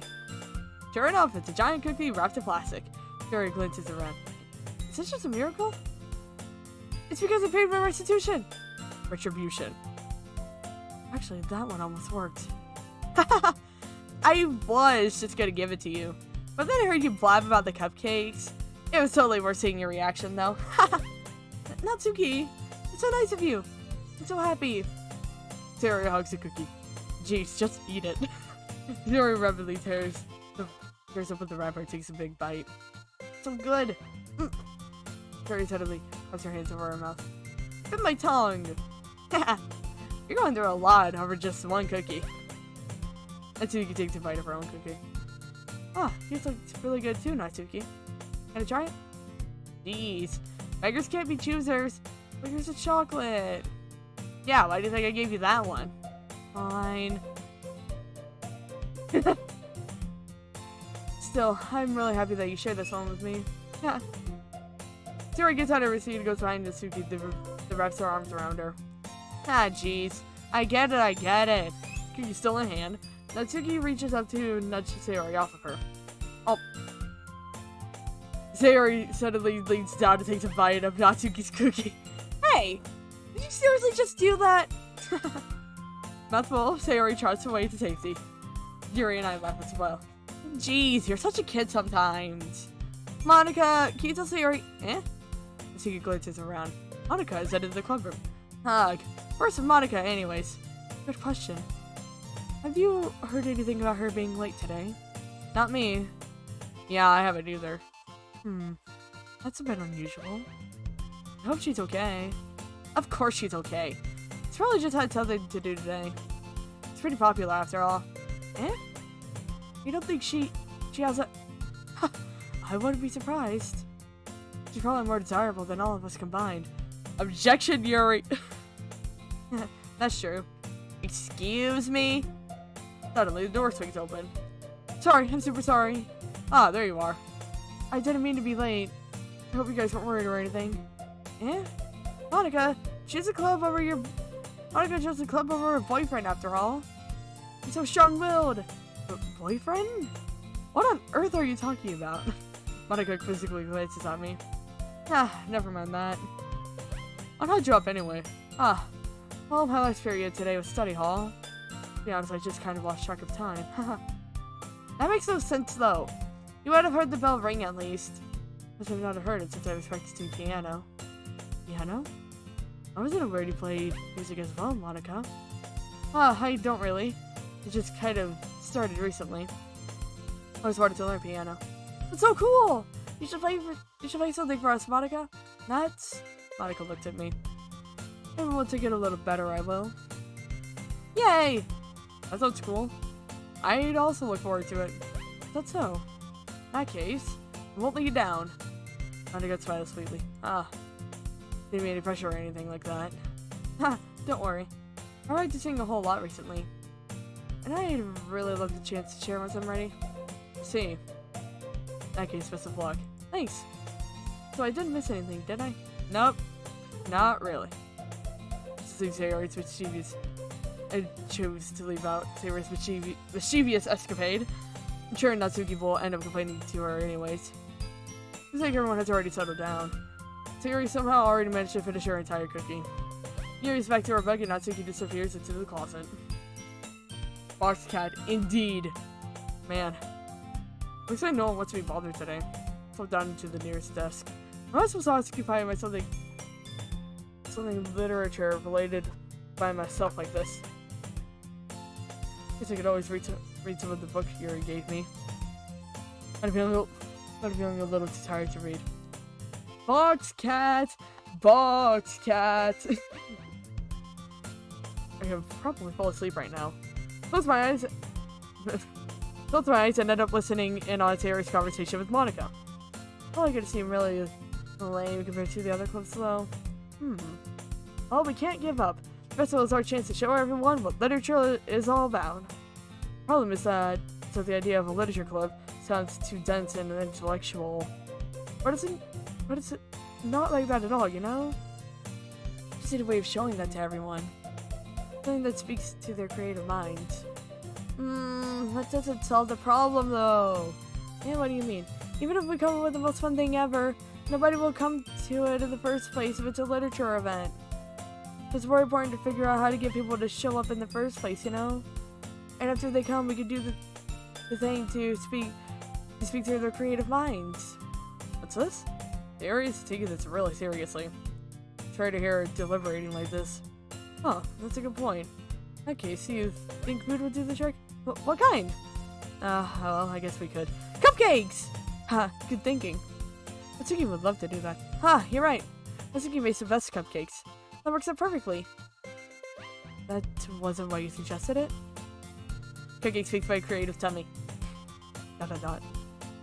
Cupcakes it is then. I'm hungry. Anyway, we still need to work out details of the event itself. I found myself smiling. In the end, Sayori is still her usual self. But therein lies the unexpected reason I admire her. Unlike me, I share about finding any motivation at all. Sayori can really put her mind to things and make them come to life. Most that's why I ended up letting her get on my case about things. I can't help but wonder what it would be like to see the world through her eyes. What? On my eyes is fine. Sayori's face filling my vision. Here I fall out of my chair. Sorry. Wait. Actually, I'm not sorry at all. It's your fault for sleeping like that. This isn't the napping club. Does our school have a napping club? You're staying up late again, aren't you? Now that you're in a club, you're gonna have less time for anime, you know. You'll need to get used to it. Say that so loud. Let's throw my shoulder to you, Monica heard. It's true though. Yeah, I know. You're always looking out for me, Sayori. It's what I do best. That's a problem. What about you? You look out for me better than you look out for yourself. You're still oversleeping every day, aren't you? Eh? Not every day. It's not very convincing.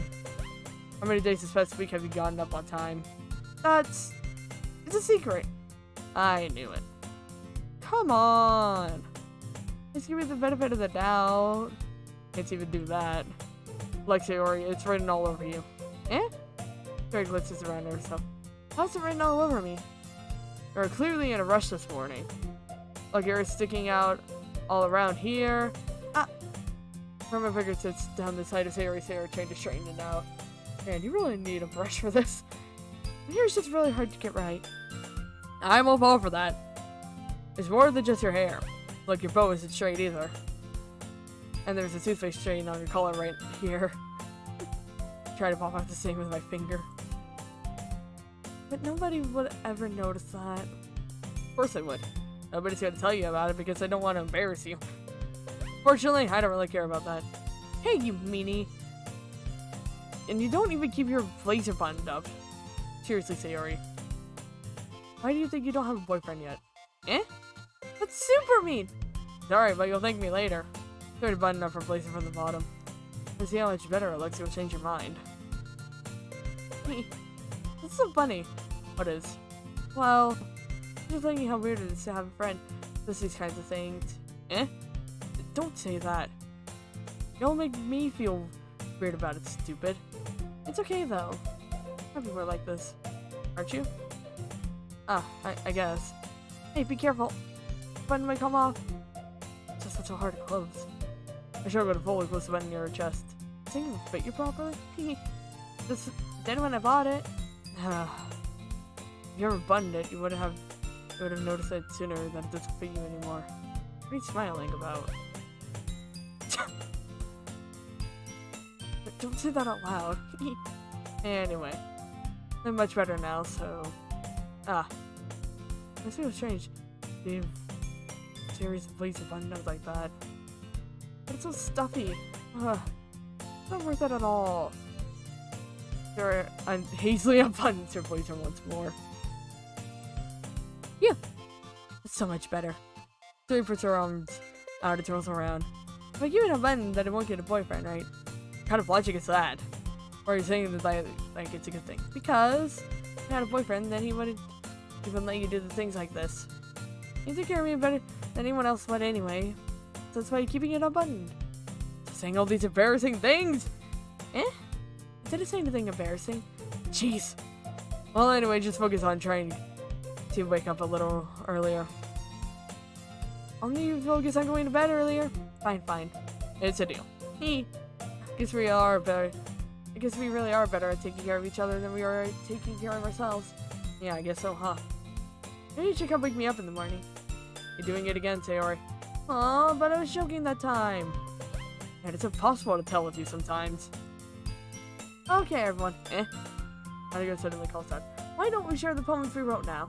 Yay! I can't wait to read yours. Yeah, same. I feel to sound enthusiastic, but Sayori still tries a way to retrieve her poem. And on that note, I gotta take a drink.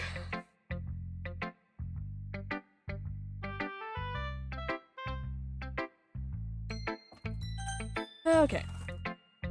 Let's go Sayori. Oh my goodness. This is so good. I love it. Especially after yesterday's poem. It's too water sometimes, Sayori. No, but really. I want to put this on my wall. Can I? Sayori. Must be seriously overreacting. Not a good fighter at all.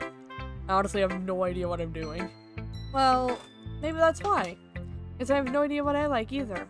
Haha. Jeez. Sure, Yuri's opinion has to be a little more constructive than this. Even Natsuki's. Are you sure you don't like it just because I wrote it?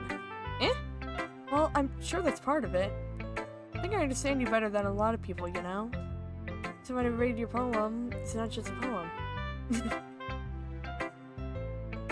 And that makes it feel extra special. Like, I can feel your feelings in it. Yuri hugs the sheet against her chest. So weird, Sayori. Well, I'm not very good at figuring out poems. If poems are good or bad.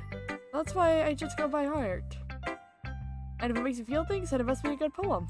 I'm not sure that's exactly how it works. Then again, I guess conveying feelings is a pretty important part to this whole thing. Yeah, maybe. Honestly, I don't even know what kind of writing you like in the first place. Yeah, me neither. Why don't you at least try giving it some thought?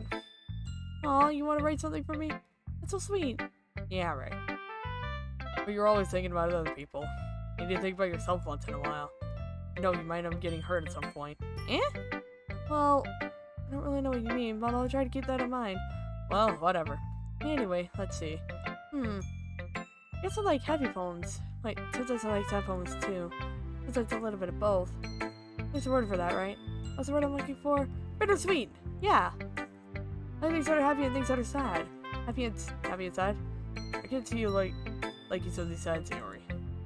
Well, I like happy the most. Sometimes when you get a little rain cloud in your head, that poem can I'll give that rain cloud a little hug. And make it a nice happy rainbow. Sayori, that's unexpectedly poetic. Eh, it is? You ain't getting better at expressing my feelings after all. Thanks. I should go write that down then. You can read my poem now, okay? Bottles. I pop up the scalp like the lid of a cookie jar. It's a secret place where I keep all my dreams. Little balls of sunshine, all rubbing together like a bundle of kittens. I reach inside with my thumb and forefinger and pluck it out. It's warm and tingly, but there's no sign of waste. I put it in a bottle to keep it safe, and I put that bottle on a shelf with all the other bottles. Happy thoughts, happy thoughts, happy thoughts, and bottles all in a row. My collection makes me lots of friends. Each bottle a starlight to make amends. Sometimes my friend feels a certain way. Down comes a bottle to save the day. Night after night, more dreams. Friend after friend, more bottles. Deeper and deeper my fingers go. Exploring a dark cave, discovering the secrets, hiding in nooks and crannies. Diggy and diggy, scrapey and scrapey. I blow dust off my bottle caps. It doesn't feel like time elapsed. My empty shelf could use some more. My friends look through my locked front door. Finally, I'm done. I open up and come my friends. And they come in such a hurry. Do they want my bottles that much? Frantically pull them off the shelf, one after the other, holding them out to each and every friend, each and every bottle. By the time I let one go, tries against the tile between my feet. Happy thoughts, happy thoughts, happy thoughts. In shards all over the floor. They were supposed to be for my friends. My friends weren't smiling. I was shouting, pleading, something. But all I hear is echo, echo, echo, echo inside my head. Ooh. Holy crap. Sorry, did you really write this? Of course I did. Didn't I tell you yesterday that I was gonna write the best poem ever? Yeah, but, I mean, I didn't expect something like this coming from you. I kept telling you a whole lot, and I've really been in touch with my feelings recently. I see that. It's almost kind of creepy. Creepy? Oh, not exactly. Anyway, so you see you being cheerful. Well, never mind. Thinking too hard about it. The point is, it came out good, so you should be proud of it. Oh, thanks! I feel like I was meant to express myself this way. Once I understand my own feelings a little better. Writing is like magic. You've gotten pretty passionate about this, huh? I hope you keep it up. Yeah! Writing's the best. I'm gonna keep writing until I die. Don't get ahead of yourself. Sarah's always got a habit of getting obsessed with something before dropping it no more than a week later. This game is calling me out so much. I wonder if this is one of those times. I think the passion in her eyes makes it hard for me to feel. It's hard for me to be pessimistic. Okay. Gonna take another drink. And then we get right back into it.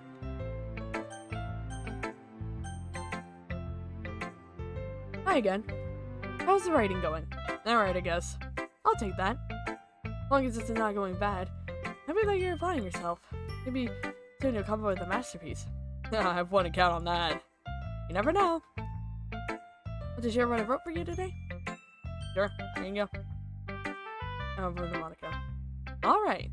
I like this one. Makes me think of something Sayori would like. But so. You and Sayori are really good friends, right? I wouldn't be surprised if you had those sorts of things in common. Ah, well. Maybe good friends, but Sayori and I are actually really different. Well, that may be the case. Maybe there are some similarities that you wouldn't expect. When she talks about you, this is the two of you really care about each other's well-being. Even if you show it in different ways, it's being more similar than you think. So that's kind of the vibe that I get when I'm reading your poem.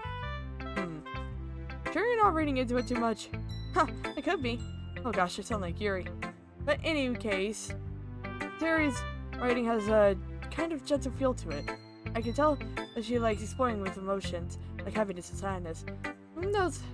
You knew that so happy would enjoy sad things too. Yeah, that's totally unexpected. I'll teach their own. And you shouldn't be afraid to experiment a little bit either. And anyway, want to read my poem now? I like the way this one turned out, so I hope you do too. Alright, let's take a look. Thankfully, the colors, they won't stop. Bright, beautiful colors. Flashing, expanding, piercing, red, green, blue. And now this cacophony of meaningless noise. The noise that won't stop. Violent, grating waveforms. Speaking, screeching, piercing. Tide, cutting, tangent. Like playing a chalkboard on a turntable. Like playing a vinyl on a piece of crust. And now this poem of meaningless. Load me.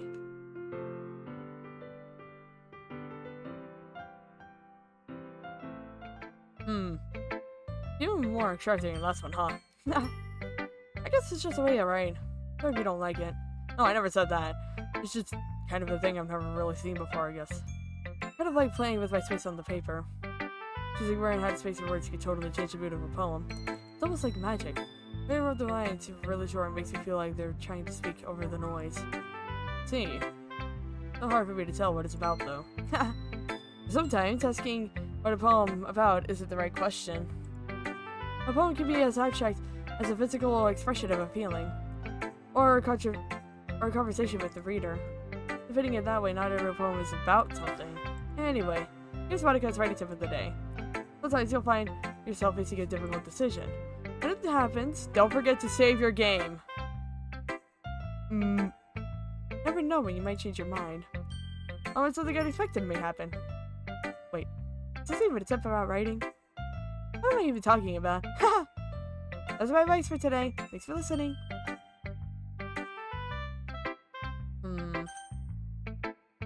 Oh, not too keen. Well, it's not really any worse than your last one. But I can't really say it's any better either. Phew. Huh? You won. Well, anything that isn't a train wreck, I'll take as a win. And I get the feeling you're probably the most critical. Hey, what makes you... Wait, maybe that was a compliment? Ha!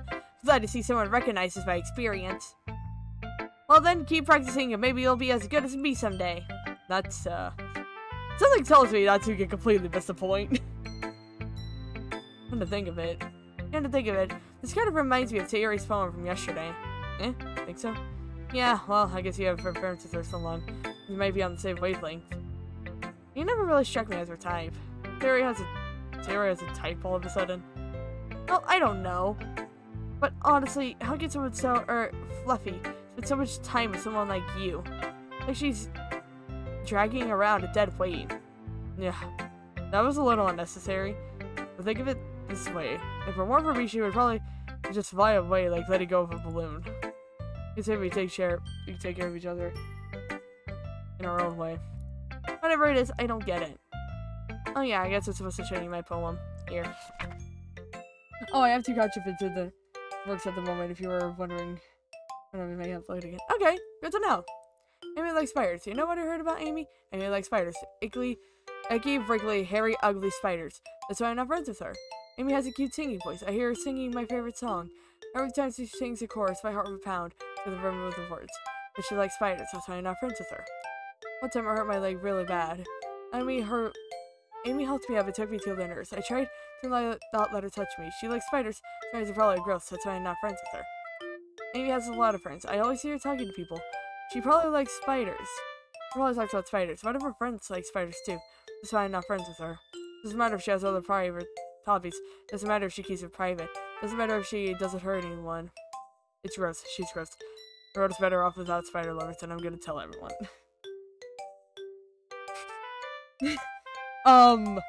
Thankfully the Shantae isn't in the chat anymore, otherwise she would have a few words to say about that. Not bad, right? Quite a bit longer than yesterday's. Yesterday's was way too short. I was just warming up. I hope you didn't think that was the best I could do. No, of course not. Anyway, the message is pretty straightforward in this poem. I doubt I have to explain it. Sometimes you can explain complicated issues with much simpler analogies. and it helps people realize how stupid they're being. Like, anyone would agree that the subject of this forum is about an ignorant jerk. You know people like that? Of course, it's about how everyone thinks That doesn't matter. It can be about anything. I wrote it to be easy to relate to. Everyone has some kind of weird hobby or guilty pleasure. Exactly, spiders are great. Something that you're afraid if people will find out they make fun of you or think less of you. Well, that just makes people stupid.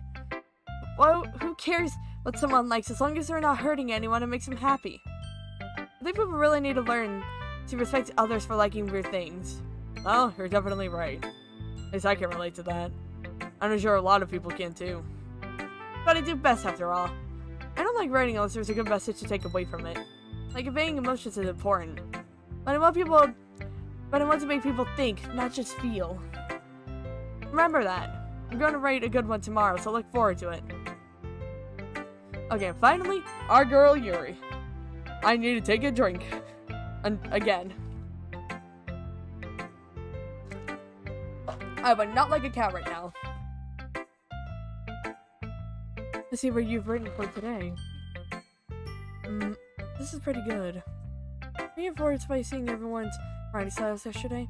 I guess you could say that. Also a bit surprised though by how differently everyone writes. It's respected for trying new things. You don't need to be afraid to be a little more daring. Metaphors can go a long way. I feel like you need to work your brain like turning a bunch of gears. Try letting your mind wander through your feelings. Write down the things you see and hear. That's one way to truly enable reader to see your mind. It's a very intimate exercise. See, that's a certainly interesting technique. Thanks for sharing. I have well, an example of that if you'd like to read it. Of course. Is this the poem we have for today? Yuri nods and timidly hands me her poem. Dude, if I need to draw you, Yuri, just let me know, okay? I'm talking to my chat. Specifically someone I know. Happened in the dead of night while I was slicing bread for a guilty snack. My attention was caught by the scuttering of a raccoon outside my window. That was, I believe, the first time I noticed my strange tendencies as an unordinary human. I gave the raccoon a piece of bread, my subconscious well aware of the consequence. Well aware that a raccoon that is fed will always come back for more. The enticing beauty of my cutting knife was a symptom. My bread, my hungry curiosity, the raccoon, an urge. The mood increments its phase, and reflects that much more light off my cutting knife. Same light that glistens in the eyes of my raccoon friend. I slice the bread, brush it off, the raccoon becomes excited. Or perhaps I'm merely projecting my emotions on the newly satisfied animal. The raccoon has taken to following me. You could say that we've gotten quite used to each other. The raccoon becomes hungry more and frequently, so my bread is always handy. Every time I brandish my cutting knife, the raccoon shows me its excitement. A rush of blood. Classic folding in conditioning. I slice the bread, and I feed myself again. I was a little more daring with this one than yesterday's. I can see that. It's a lot more metaphorical. I don't know if it's my fault, but I can't begin to imagine what this poem is about. That's right. It's a bit closer to my preferred writing style. I see the poem as a canvas to express vivid imagery and bring emotions through them. Yeah, if I could take that at face value, then I get to even figure out what it's like to... Then I can even figure out what it's supposed to mean. Yes, please. Okay. You shall get a drawing of Yuri. Well, I think it's something that every people can relate to in their own way. I wanted to express the way it feels made to indulge in my more unusual hobbies. It's the sort of thing I'm usually forced to keep to myself. We all know what this poem is about. Oh yeah! So, I sometimes enjoy writing about them. Huh, that's funny. Didn't Natsuki also write something about that? About someone being ridiculed for a strange interest? Eh? She did? Yeah. He's talking about how it doesn't matter what you're into as long as you're not hurting anybody. She's right. I mean, does she really feel that way? Yeah. Sounds like you two have that in common. That's interesting. I mean, she sounds like the kind of person that would make fun of my hobbies. But I suppose that's my fault for judging, isn't it? Huh, please don't tell her I said that. Huh, don't worry, I have no reason to. Okay. Oh, thank you for sharing it with me. After all, if I hadn't learned to embrace my own weirdness, I would probably hate myself. I may be ranting a little bit now, but I'm glad you're a good listener. Okay, everyone. We're all done reading each other's poems, right? I have something extra planned today, so everyone could come sit at the front of the room. Is this about the festival? Well, sort of. Do we really have to do something for the festival? It's not like we can put together anything good in just a few days. Not embarrassing ourselves instead of getting any new members. That's a concern of mine as well. I don't really think we can do well with last minute preparations. Don't worry so much. We're all going to keep it simple, okay? We won't need much more than a few decorations. Sayori has been working on posters, and I've designed some pamphlets we can give out during the event. Okay, that's great and all. Oh yeah, it's the biggest mood. Okay, that's great and all, but that doesn't tell us what we're actually going to be doing for the event. Sorry, I thought you heard about it already. We're going to be performing. Performing? Hanukkah? Yep, we're going to have a poetry performance. Each of us are going to choose a poem to recite during the event. But the cool part is, we're also going to let anyone else come up and recite the poems too. Tori's putting it on all the posters in case anyone wants to prepare ahead of time. Sayori has been coloring posters, hold it up for everyone to see. Yuri is mood, she really is. Are you kidding me, Monica? You didn't already start putting these posters up, did you? Well, I did. Did you really think it's that bad of an idea? Well, no, it's not a bad idea. But I didn't sign up for this, you know. There's no way I'm going to be performing in front of a group of people like that. I agree with Natsuki. I could never in my life do something like that. Imagine it. Yuri shakes her head in fear. Guys. No, Sayori. I understand where they're coming from. Remember that Natsuki and Yuri have never shared their poems with anyone until just a couple of days ago. So let's ask for them to recite their poems out loud to a whole room full of people. I gotta tell you, kind of overlooked that. So I'm sorry. But, I still think that we should give it our best. We're the only ones responsible for the fate of this club. If we start the event and each put on a good performance, then it will inspire others to do the same. And the more people who perform, the better we'll be able to show everyone what literature is all about. Natsuki is her cinnamon roll. She is, but she's such a freaking tsundere. Yeah. It's about expressing your feelings, being intimate with yourself, finding new horizons, and having fun. That's right. And it's for those reasons that we're all in this club today. Don't you want to share that with others? Inspire them to find the same feeling that brought you here in the first place? I know you do. I know we all do. And if it takes sitting in front of the room for 2 minutes reciting a poem, then I know you can do it. Natsuki, you remain silent. Sayori looks worried. I guess at least we have no choice. I agree. I don't think it's too much to ask. I think that Sayori and Monica have been trying really hard to get new members. Exactly. The least we can do is help them out a little bit. Well, maybe, but it's like Natsuki doesn't have any arguments left. Okay, fine. I guess I just have to get it over with. Alright. Phew. Thanks, Natsuki. What about you, Yuri? Yuri just like glances around at everyone else's expressive faces. Sigh. I guess I really don't have a choice. Ha! That's everyone. You're the best, Yuri. This club is seriously going to be the death of me. Oh gosh. You'll be fine, Yuri. But anyway, let's move on to the main event. I want each of you to choose a poem of yours.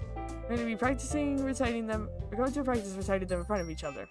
No way. Monica, this is too sudden. Well, if you can't recite your poem in front of the club, how do you expect to do it in front of strangers? Oh no. Don't worry. I started off with everyone. We started off to help everyone feel a little more comfortable. Can I go next? Of course. Now, let's see. Monica flips through her notebook to the specific poem she has in mind for herself. She sits behind the podium. Once again, I need to take a drink. I'm sorry, guys, but man, I don't even do this much talking and acting. So, yeah.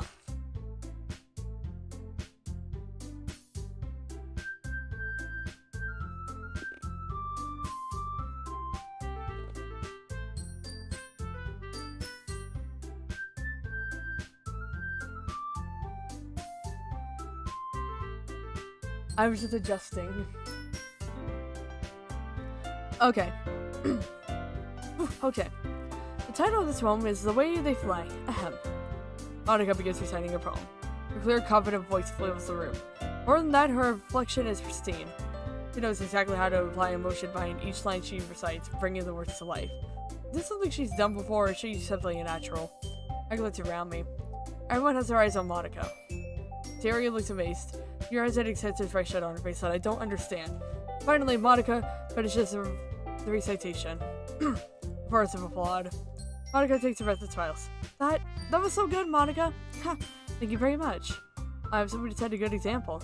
Are you ready to go next, Sayori? I'll go next. What? Yuri's fired up all of a sudden. Yuri clenches a sheet of paper between her hands and stands up. Give her head nudge, she walks quickly over to the podium. This poem is called... Yuri anxiously glances at each of us. You can do it, Yuri. It's called... After Image of a Prism Eye. Yuri's voice shakes as she starts reading the poem. Either Yuri or Sayori are best girl. Why not both? They are both excellent.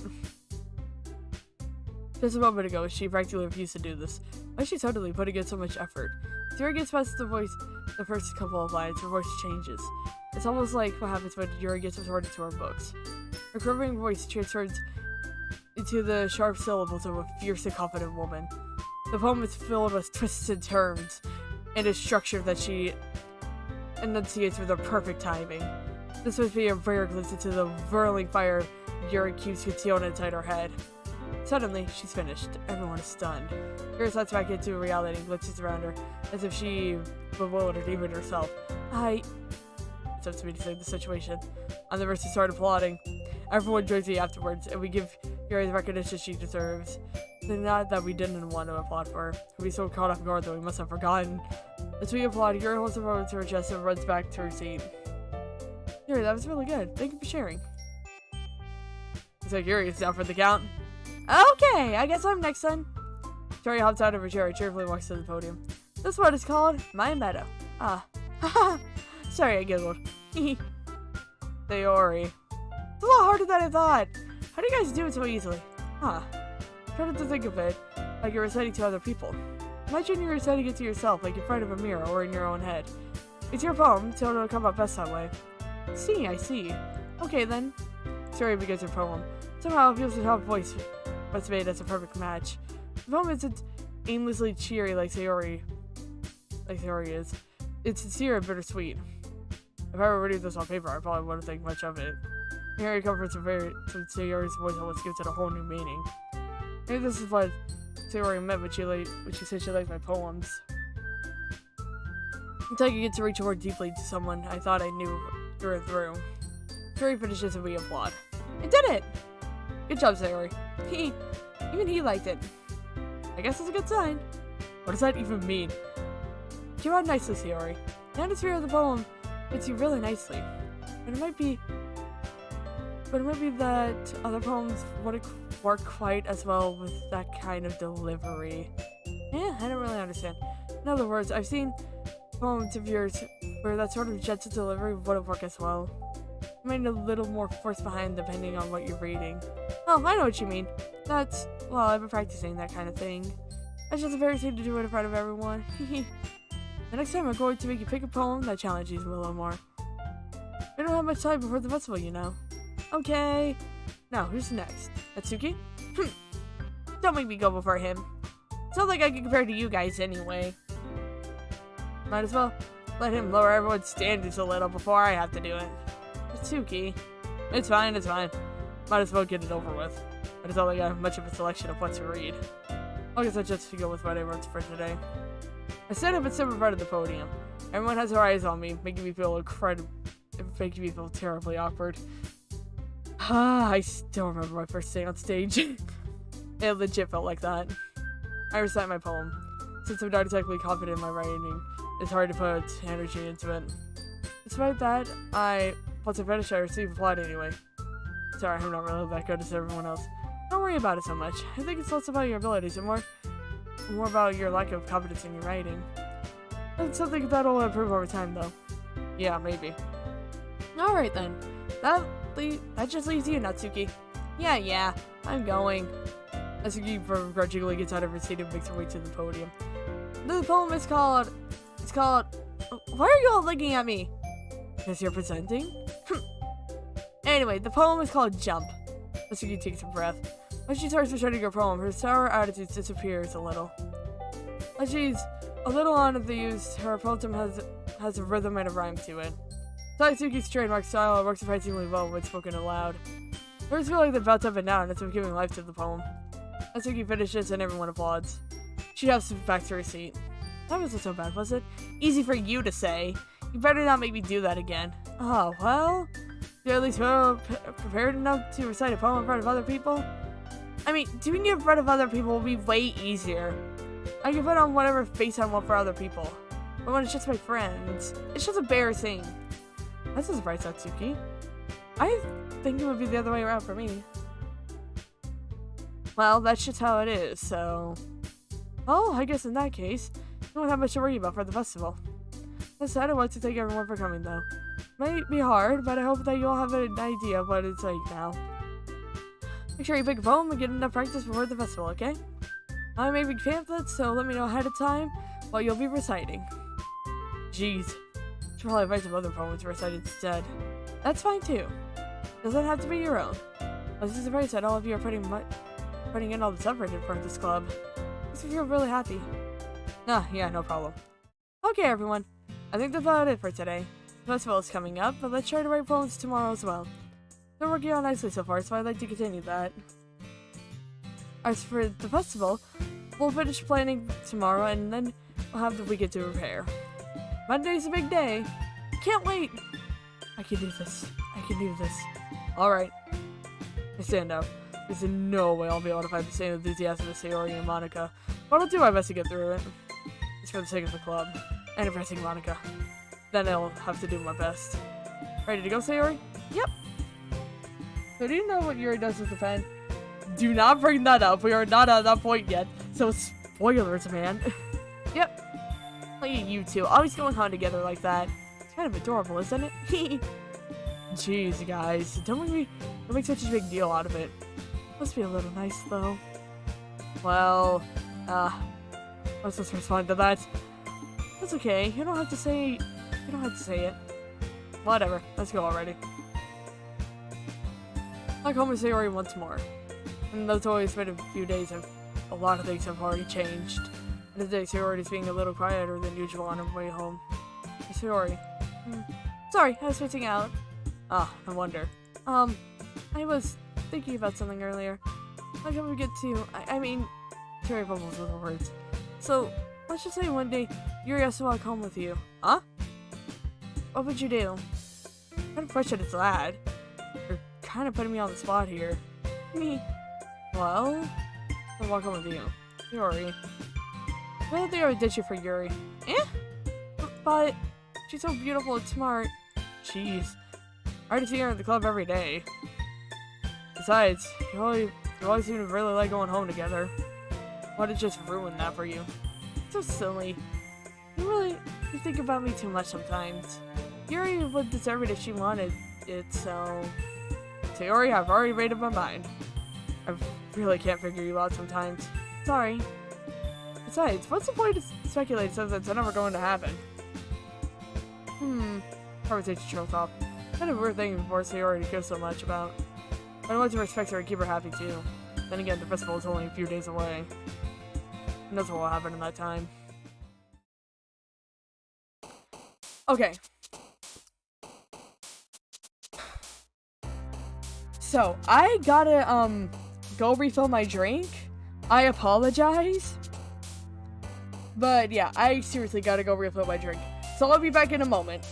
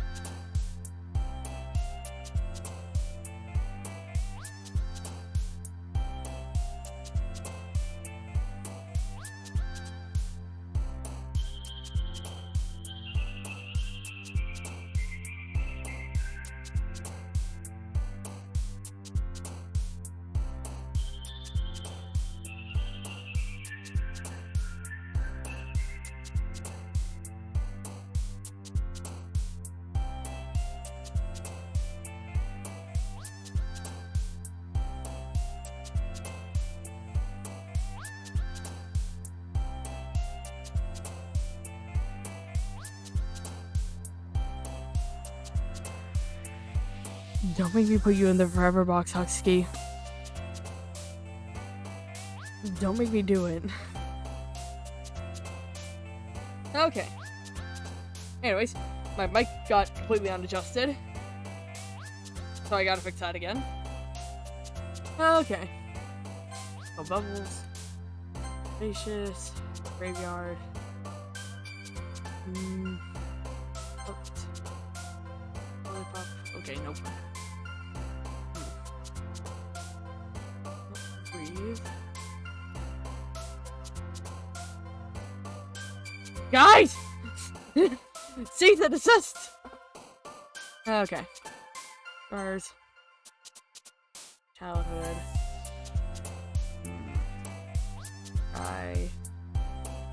Hawaii. Anime. Extraordinary. Society. Games. Portrait. Anger. Hope. Headphones. Uncontrollable. Alone. Okay. There we go. I think that was pretty well balanced. Aw, man. One last one here again. Don't worry, I just walked in too. Were you practicing piano again? Yeah, haha. I must have a lot of determination. Starting this club and now picking up piano. Well, maybe not determination, but I guess passion. Members of the club wouldn't be here if it wasn't for all of you. I'm super happy that you're all willing to help out for the festival too. I can't wait for the festival! It's gonna be great! Eh? Are you complaining about it just yesterday, Natsuki? Well, yeah, but I'm not talking about our part of the festival. It's a whole day of school where we get to play and eat all kinds of delicious food. Sounded a bit like Sayori all of a sudden. Monica, do they usually have fried squid? Squid? That's a pretty specific thing to look forward to. Oh, come on. Are you saying you don't like squid? You, of all people? Yeah, I didn't say I don't like it. Besides, what do you mean by you, of all people? Because it's right in your name. Monica. Eh? It's not how you said my name at all. And also, that joke makes no sense in translation. Eh? Ah, never mind. Let's just focus on our event for now, okay? Fine, fine. Your reactions aren't as fun as Yuri's or Sayori's anyway. Excuse me. Where's Sayori anyways? Oh, there you are. Sayori sitting at the desk in the corner of the room looking at nothing. I'll go over her.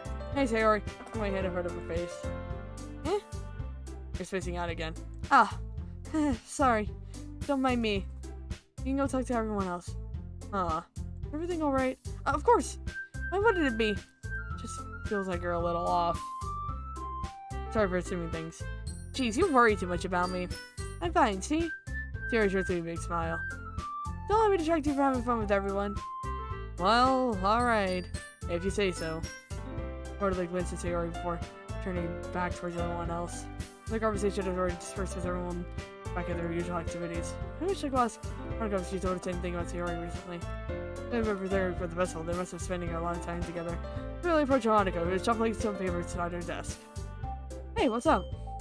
Yeah, this might sound a little strange, but have you noticed anything about Sayori recently? Anything up with her? In what way do you mean? You're reading a little too much into us, but she seems a bit downcast today. Oh, you think so? I can't even notice anything about her. Monica peers across the room. She was idly dragging an eraser up and down her desk. Maybe there's something on her mind. I'm not the one you should be asking. You certainly know her a lot better than I do. Yeah, but she's never really like this. Always talked to me about things that bothered her. This time when I asked her, she was really dismissive. Sorry, I know it's not your problem. I just wanted to ask if you knew anything, so I'll drop it now. No, it's important to me too. I mean, I'm also friends with her, and I also care about the well-being of my club members, you know? Maybe I'll try talking to her myself. Are you sure about that? She seems like she wanted to be left alone. Are you sure? Maybe she's just having a hard time bringing you up as a person of interest. Person of interest? What do you mean by that? It seems that the thing on her mind might be you. Me? How on earth would you come to that conclusion? Well, I shouldn't say too much, but Sarah talked about you more than anything else, you know? Eh? She's been so much happier ever since you joined the club. I think an extra light was turned on the tide of her. What? No way. Sayori is always like that. Always a beam full of sunshine. It's not anything different now than it always has been. It's so funny. Have you ever thought that maybe you've always seen her so cheerful because that's just how she is when she's around you? I said too much. I'm sorry, what do I know anyway? I'm not meant to jump to the conclusions, so you should just forget about what I said. Try to talk to her, so don't think about it for now. Sorry, itchy eyebrow. There we go. Alright, Monica smiles meaningfully. I know she's temporary to get about it, but I already know I won't be able to get her words out of my head. Monica sits in front of her desk and walks across to the room where Sayori is sitting. Before turning down to Sayori gently talks to her. She made her voice so quiet that I can't hear from her. I decided to sit myself down. I know Sayori told me not to worry about her and have fun with everyone else, but that's impossible if she's behaving like this. How much do I care about her and letting this weigh on me down so much? It feels like I'm the one behaving out of the ordinary. There's nothing I can do besides wait for Monica. Why does it feel like I'm being watched? Looks around the room. Suddenly, I notice Sayori peering at me from over a book. She looks away just as quickly, with a flustered look on her face. I realize that she won't get anywhere like this. I've never really seen Yuri approaching and want to start a conversation on her own accord, so I have no choice but to approach her myself. By now, it's a little easier for me to do that. Sitting in front of my desk, it sits in one next to her own. I didn't mean to bother you or anything. Relax, you didn't even do anything. But I could tell you wanted to be alone with your thoughts. Alone with my thoughts? How are you even to tell that I was thinking like that? Well, it's something that I do a lot. It was hard for me to spot based on your posture and expression. Not that I'm staring or anything. I didn't do anything creepy like that. In any case, I guess you're right. Sorry if I caused you any concern. Don't apologize. Your troubles are only the concern of those who willingly share in the concern. Of course, there are certainly those who are the most comforted keeping to themselves. But if you would prefer to share what's on your mind, then I would be glad to listen. It's really not that big of a deal. I'm just feeling a bit uneasy about Sayori. Sayori? Yeah, she seems a little off today, but when I asked her about it, she didn't want to admit it to me. I kept up with wonder if something happened to her. Oh? That's quite romantic. Eh? Sorry. I didn't mean to say something stupid. It's not that... Hold on, I just didn't want you to misunderstand. Yuri and I have been friends for a long time, that's all. Ah. I just realized I was reading the wrong part for that entire thing. Let's just get right over that. Ah, I see.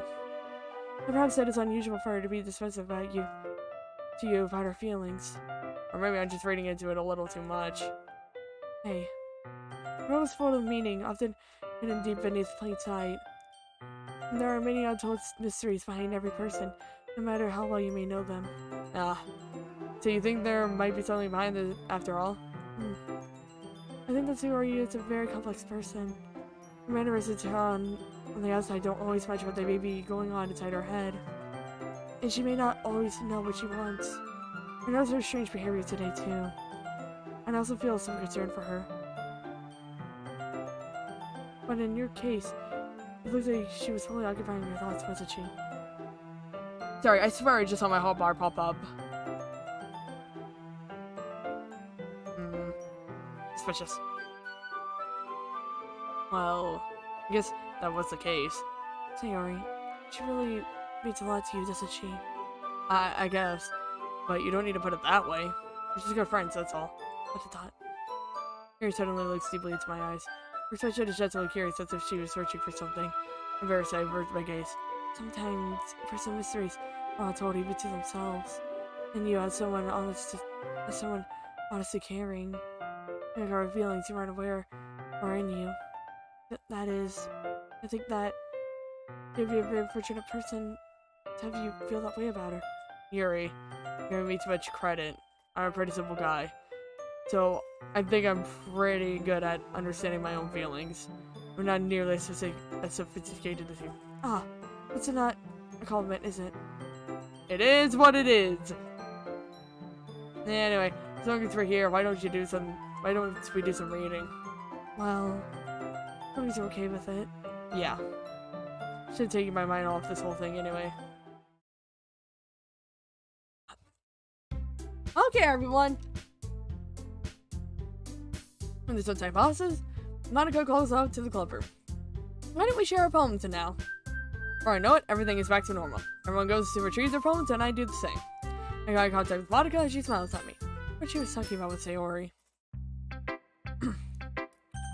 Let's go, Sayori! This is your best one so far. It's really, really nice. Thanks. Sayori, you've been a little quiet today. Is everything alright? Of course. Everything is fine. Maybe I'm just a little tired today. Do you want to nap or something? No, that's silly. Don't worry about me, okay? I only want to see smiles on your face. Well, alright. Hey. I'm still a little surprised. I really thought you would try writing your poems like the way Yuri does. Or even Natsuki. But in the end, yeah. I guess you're the one who likes this one the most. Why? You don't want to get closer with everyone else? Wait! Of course I do. That doesn't mean I need to try so hard to impress them. I understand you the most, Sayori. I know you... Sorry, I heard a bass outside. Anyways, I know you have to sometimes put up with me. And I have to sometimes put up with you. But we have a wavelength or something. This is how the poem came out. Sometimes it feels like you're the only exciting thing in my life. Sometimes it's just easier to write when thinking about you. Sayori? No. Hey, I don't deserve this. Too nice to me. Why are you doing this? Mary has trouble keeping her voice steady all of a sudden. I had fun with everyone else instead. So it'd be so much easier. Sayori. Trying to make sure nobody has noticed this. Sayori. I probably never said this before, but I don't understand what you're feeling right now. Tell me what would you like about? Sayori shakes her head. Simple keeps shaking her head. Finally, she gathers herself and puts on a smile. It's nothing. It's just a little rain cloud. Sorry you had to see that. Promise it won't happen again. Just smiles from everyone, okay? That's all that matters. I'll play with everyone else. I'm gonna go home a bit early today. Sayori. Monica isn't feeling well, okay? See you tomorrow. If I could say anything else, Sayori cheerfully walks out of the classroom humming to herself. No, I do not like that. I'm saving again. Okay. Let's go Natsuki. This one's alright. Alright? Oh, yeah. About as good as yesterday's anyway. See where you're going for, but it's really not my style. I mean, that's fine. I'm mostly just glad you're trying a little bit.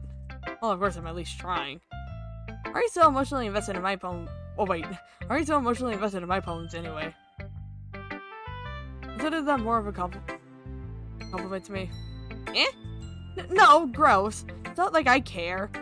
It's just one of us in the club had to make sure you're not slacking off. Really? Well, what if you just ended up scaring me away? Oh, I don't like it either, trust me. That's, it's not like you would actually do that. Yeah, you're right. Kind of fun to hang out with you, even if I have to put up with you. Because everyone's connected to my stomach. Oh? Maybe I won't mind scaring you away after all. I was just joking. Oh, I know. Don't worry, I was too. Haha. How the heck do you call that a joke? It seriously hurt. Well, it was funny to her. I guess that's kind of the point. Because I should just watch my mouth around Nitsuki. Anyway. So you hold out her phone to me like nothing happened. I'll be your beach. Your mind is so full of troubles and fears that diminished your wonder over the years. But today I have a special place. A beach for us to go to. A shore reaching beyond your sight. A sea that sparkles with brilliant light. The walls in your mind will melt away before the sunny glow. I'll be the beach that washes your worries away. I'll be the beach that you daydream about each day. I'll be the beach that makes your heart leap in a way you thought had left you long ago. Let's bury your heavy thoughts at a pile of sand. Wave the sunbeams and hold my hand. Watch your insecurities in the salty sea and let me see you shine. Let's leave your memories at a footprint trail. Set you free in my windy sail. I remember the reasons you're wonderful when you press your lips to mine. I'll be at the beach. I'll be the beach that washes your worries away. I'll be the beach that you dream about every day. I'll be the beach that makes your heart leap in a way you thought had left you long ago. But if you let me by your side, your own beach, your own escape, you'll learn to love yourself again. Yeah. I felt like I kept writing about negative things, so I wanted to write something with a nice message for once. Besides, the beach is awesome. Kinda hard to write anything negative about the beach. So, you decided to write about the beach first and then come up with a message later? Yeah, well, it's all because of what happened yesterday. I mean, after Yuri and I realized we kind of wrote about the same thing. Do you want to take a topic and have us both write about it or whatever? Nah, I really see her doing that too. I guess write about a simple topic than trying to impress me by coming up with something all fancy. Well, it's not like I care. I just did it anyway. I mean, I guess mine ended up being kind of metaphorical too. Well, that's nothing wrong with doing that once in a while. At the very least, it was a good practice. I'm not going to Monica yet. Yuri!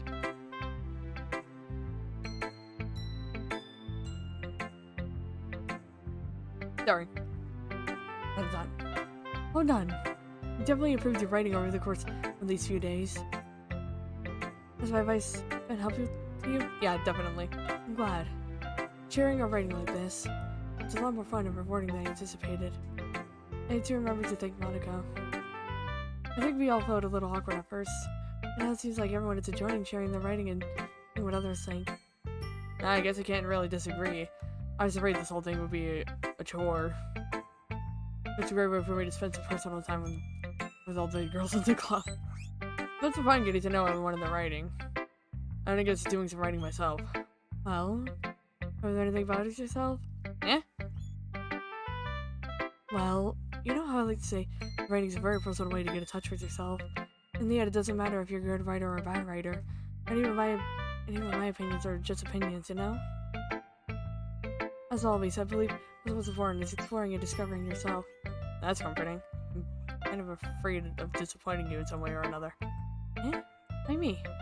Well, you're always so sophisticated with your writing and have the most advice to share. Is that so? Is that... Everything's for a good minute. It must be terrible. Eh? Me to have become someone whose opinion is fearsome. Oh, unlikable of me. Yuri. It's always about zero making you to sound in your head.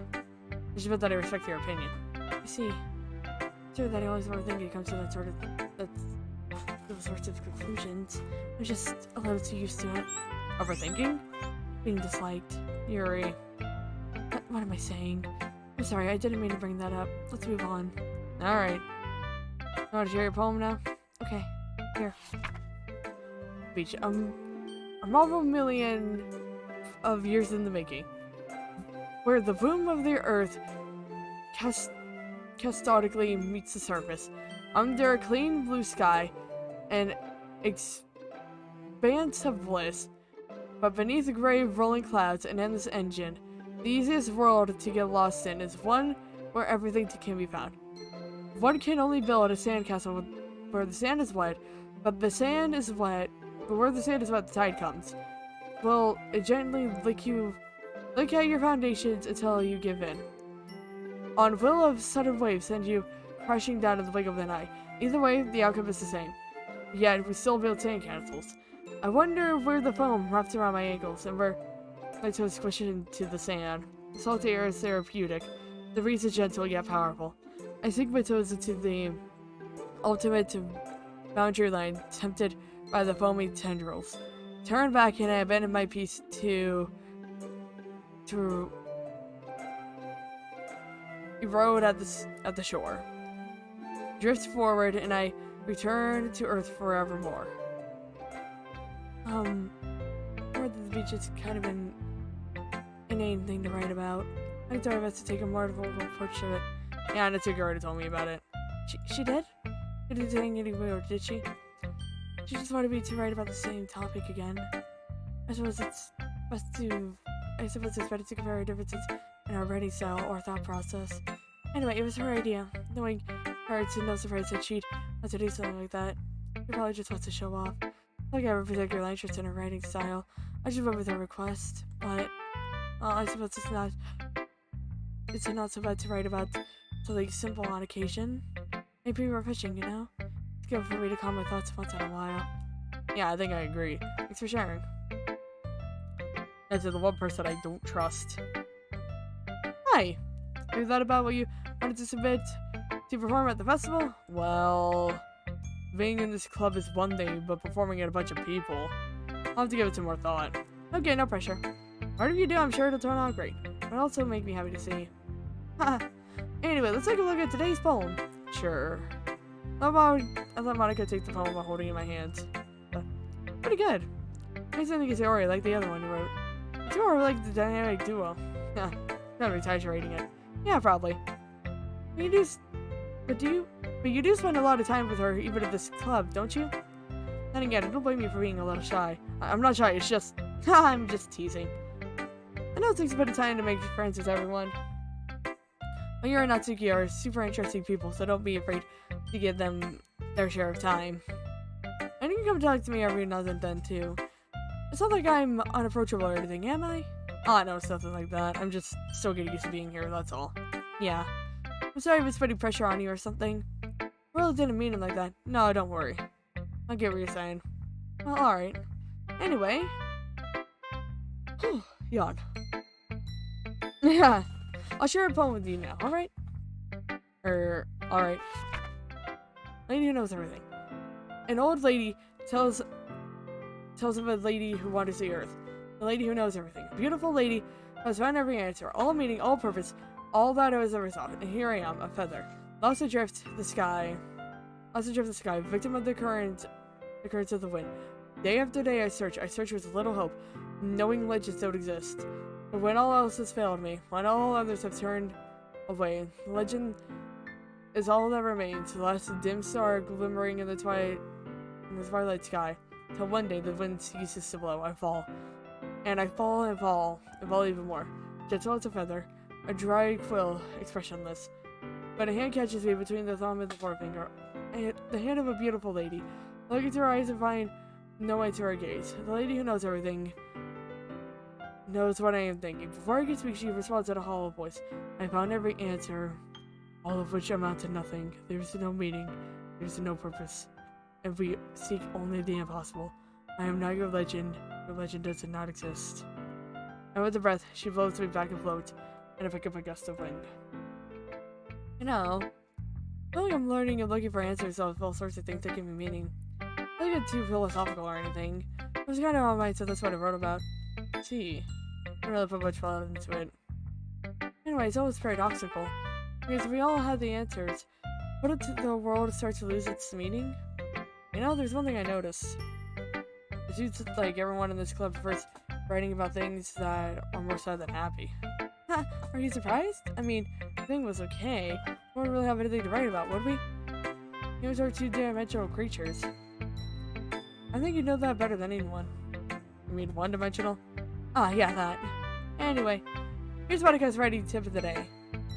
Are you ever too shy to share your writing because you're afraid that it's not that good? It's really disheartening to get a lucrative response to something you put so much into. When you find out other people who enjoy the writing, then sharing becomes a lot easier. Because instead of just telling you that your writing is good or okay or bad, I want to focus more on everything that went into it and the things you can work on. It's much more encouraging. It's much more encouraging that way, and it will make you want to continue improving. It's almost like having your own little literature club, don't you think? That's my advice for today. Thanks for listening. Cool. Okay, you three. Oh, we're done sharing phones, right? Why don't we start figuring out... Hold on a second. Is it just me, or did you say something strange right now? Eh? Something did sound a bit unusual. That's right. You deviated from your usual catchphrase when addressing the club. Catchphrase? I don't have a catchphrase. Jeez. Why has it been so weird today? Like, even Yuri isn't immune to it. Stagnating air is common foreshadowing that something terrible is about to happen.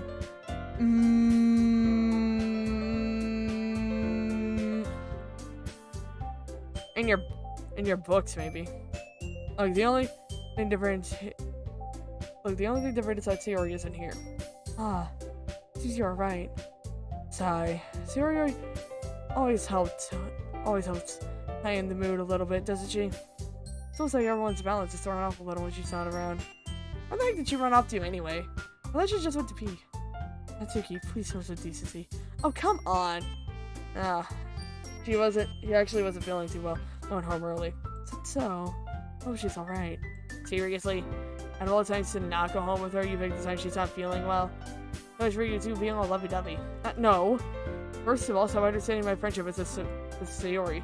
Second, she had been avoiding me today, so I didn't want to force it. Huh?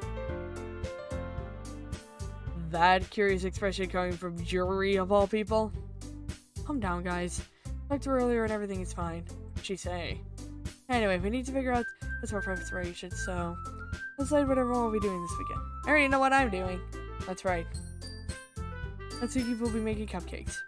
We need a lot of them and different flavors. Can you handle that all by yourself, Natsuki? Challenge accepted. And as for myself, I'm going to be printing and assembling all the poetry pamphlets. Tori will be helping me design them. And as for Yuri, I thought, Yuri, you can, guys, can you help me come up with something for Yuri? I'm useless. No, that's not it at all. You don't sound like a person here, you know. Now I was Natsuki's pouting too? Jeez, even I can tell now. I guess I never give Sayori enough credit, but I can tell these are even harder on you when she's not around. That may be the case, but I can't also be a leader on my own, then I won't grow as a person. So Yuri, I have beautiful handwriting, you know? You should make some banners and decorations to help set the atmosphere. Atmosphere? About that, I love atmosphere. Expression incredibly chases stares at her desk and focuses nodding to herself. Mine's already racing to see. That's great. That'll be a wonderful help, Yuri. But anyway, that just leaves you. The one who is truly useless. Don't say that. In fact, Natsuki and Yuri have some pretty heavy tasks to handle. And it'd probably go a long way to give one of them a hand. You know, it took me out as well. Really appreciate it for that. That's... I could suggest it spend the weekend with one of my club members. How on earth are they going to be smart to suggest it like that? I suppose I might have a bit of help. Well, even if you don't know how to bake, there's always some dirty work I can give you. It's not like Monika's gonna be giving me a choice, and you shouldn't be sitting on your butt anyways. As you can try to mumble a bunch of excuses like that. I recall Natsuki, you mentioned that you like to handle the bakery on your own. I may not like to be around you if you're only making him not to be a nuisance. Therefore, you may be more suited to assisting with the decorations. Hold on, I never said that. How hard could it be to make a few decorations anyways? Okay, guys. I'm gonna need, some quick decision making here. So, Natsuki or Yuri? It's like you're trying to make excuses for him too. What are you saying? That'll be extremely meticulous work. And baking isn't? Just what do you think? Guys, let's settle this down for a moment. In the end, I think it's up to him to decide how he'd like to contribute. Besides, he hasn't really gotten the chance to spend any time with me yet, you know? Which are you interested in? You literally just said, I'm surprised as well. Sorry. I was just saying, though. Jeez. Can we just settle this already? Yeah. Hey, you're okay with this, right? In the end, it's up to you. Of course. Very well. In that case, don't look straight at me. Yuri. You know what? I'm gonna go ahead and save. And this empty slot here. And you know what? I'm tempted to go Sayori. It is tempting to go Sayori. Like I said, I saved so I can go back if need be. I'm gonna hit Sayori first, okay? I mean, if it's going to be anyone, then I prefer to help with Sayori. And we're already neighbors in. Monica said that Sayori was helping her. Jeez. You really hate us that much? No. Sorry, I didn't mean for all this to be difficult. Just think of the club, okay? Yep, I figured. Yuri. Well, I'll probably be the most useful helping out Yuri. Me? Are you serious? Why would you? Itsuki. I can already tell you're going to say something mean. No. I was just saying, So you'll be helping Yuri then? Yeah. That's what I'm going to do. I'm glad. I have a bad habit of overthinking this sort of things. So I think your assistance will be very useful. That's great to hear. Natsuki, will you be able to handle the baking yourself? I mean, yeah. I already said I would be fine. Okay. Okay, so Natsuki is feeling a little sour. So, is that everything we needed to go over? Yeah, I think that's about it. Are you guys excited? Well, excited may not be the right word. I suppose I'm looking forward to it a little bit. Do you feel the same way? Me? I guess you could say I'm interested to see how it'll turn out. That's good enough for me. What about you, Natsuki? How about that? Natsuki? What? Why is everyone yelling at me? I didn't even do anything. No. It's not what I meant at all. Yuri anxiously glances between everyone in the room. I'm sorry for this. I don't really know why he picked me. And also, your cookies are the best cupcakes I've ever had. They go really well with my tea. And nothing that I do for the event will compare to that, so I get it. I'm kind of surprised though. Why? Well, I'm not acting immature. I already know that. You're trying to cheer me up all of a sudden. I know, I'm not very good at it. I'm sorry if I said something bad. Natsuki isn't the only one surprised. Monica and I are also taken aback by Yuri's words. Would she really has trouble with words? Trying to cheer someone must be far out of her comfort zone. I begin to understand. Yuri tried to sound like Sayori. It didn't work perfectly. I could still tell that she tried to say something Sayori would say at a time like this. Because Sayori has always helped everyone smile and feel good about themselves. No. I kinda appreciated it. I'm sorry for making a big deal out of nothing. But I'm gonna say this. Better bet that my cupcakes are going to be the best part of the whole event. I believe in you. Yeah. I want to see everyone do their best. But with that, there's nothing more for today. I guess it's time for us to head out. Alright, let's get out of here then.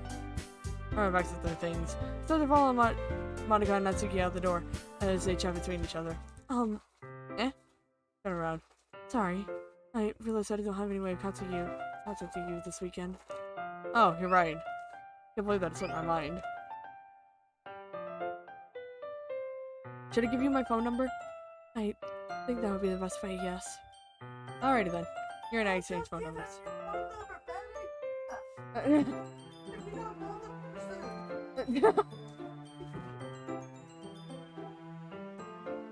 Okay, continuing on.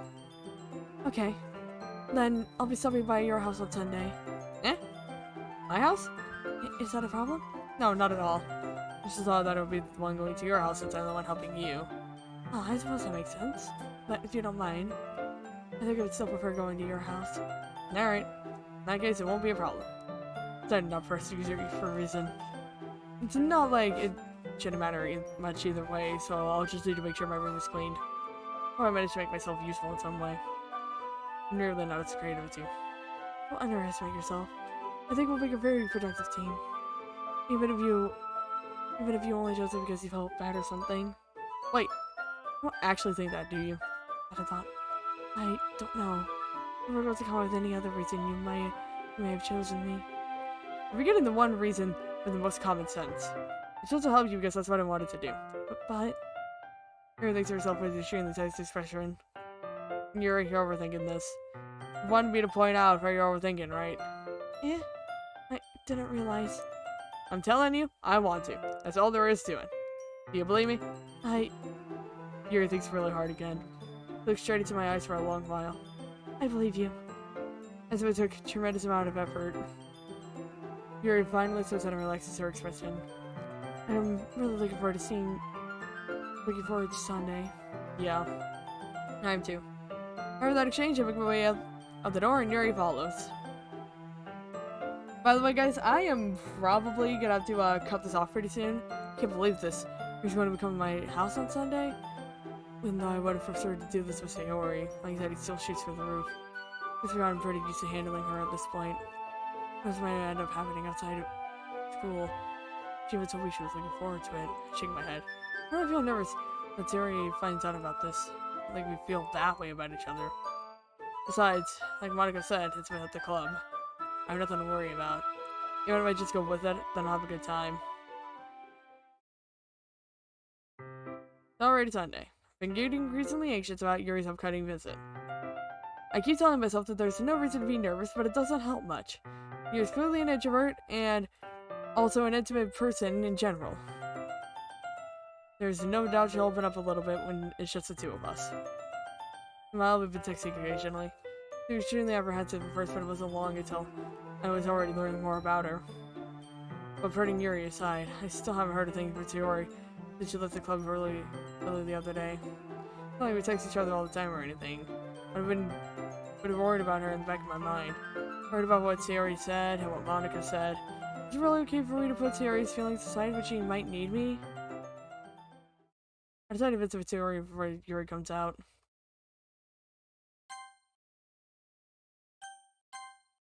I'm saving.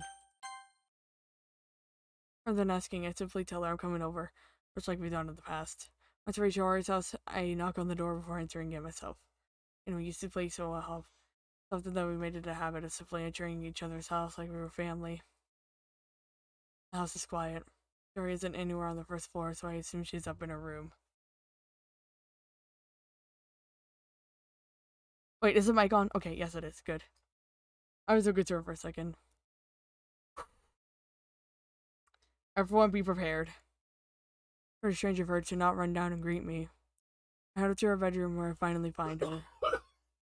Sayori? Oh! Oh, I was so scared. Hi! Sit down in her room. She forces to smile, but it's easy to tell she's different. There's a minute silence between us. You haven't come over like this in a long time, haven't you? Ah, I guess you're right. That's been a long time. Not sure it's really changed, has it? Your room is as messy as it always has been. I also recognize the same stuffed animals and the wall decorations that she's had for years now. Too soon, man! Too soon!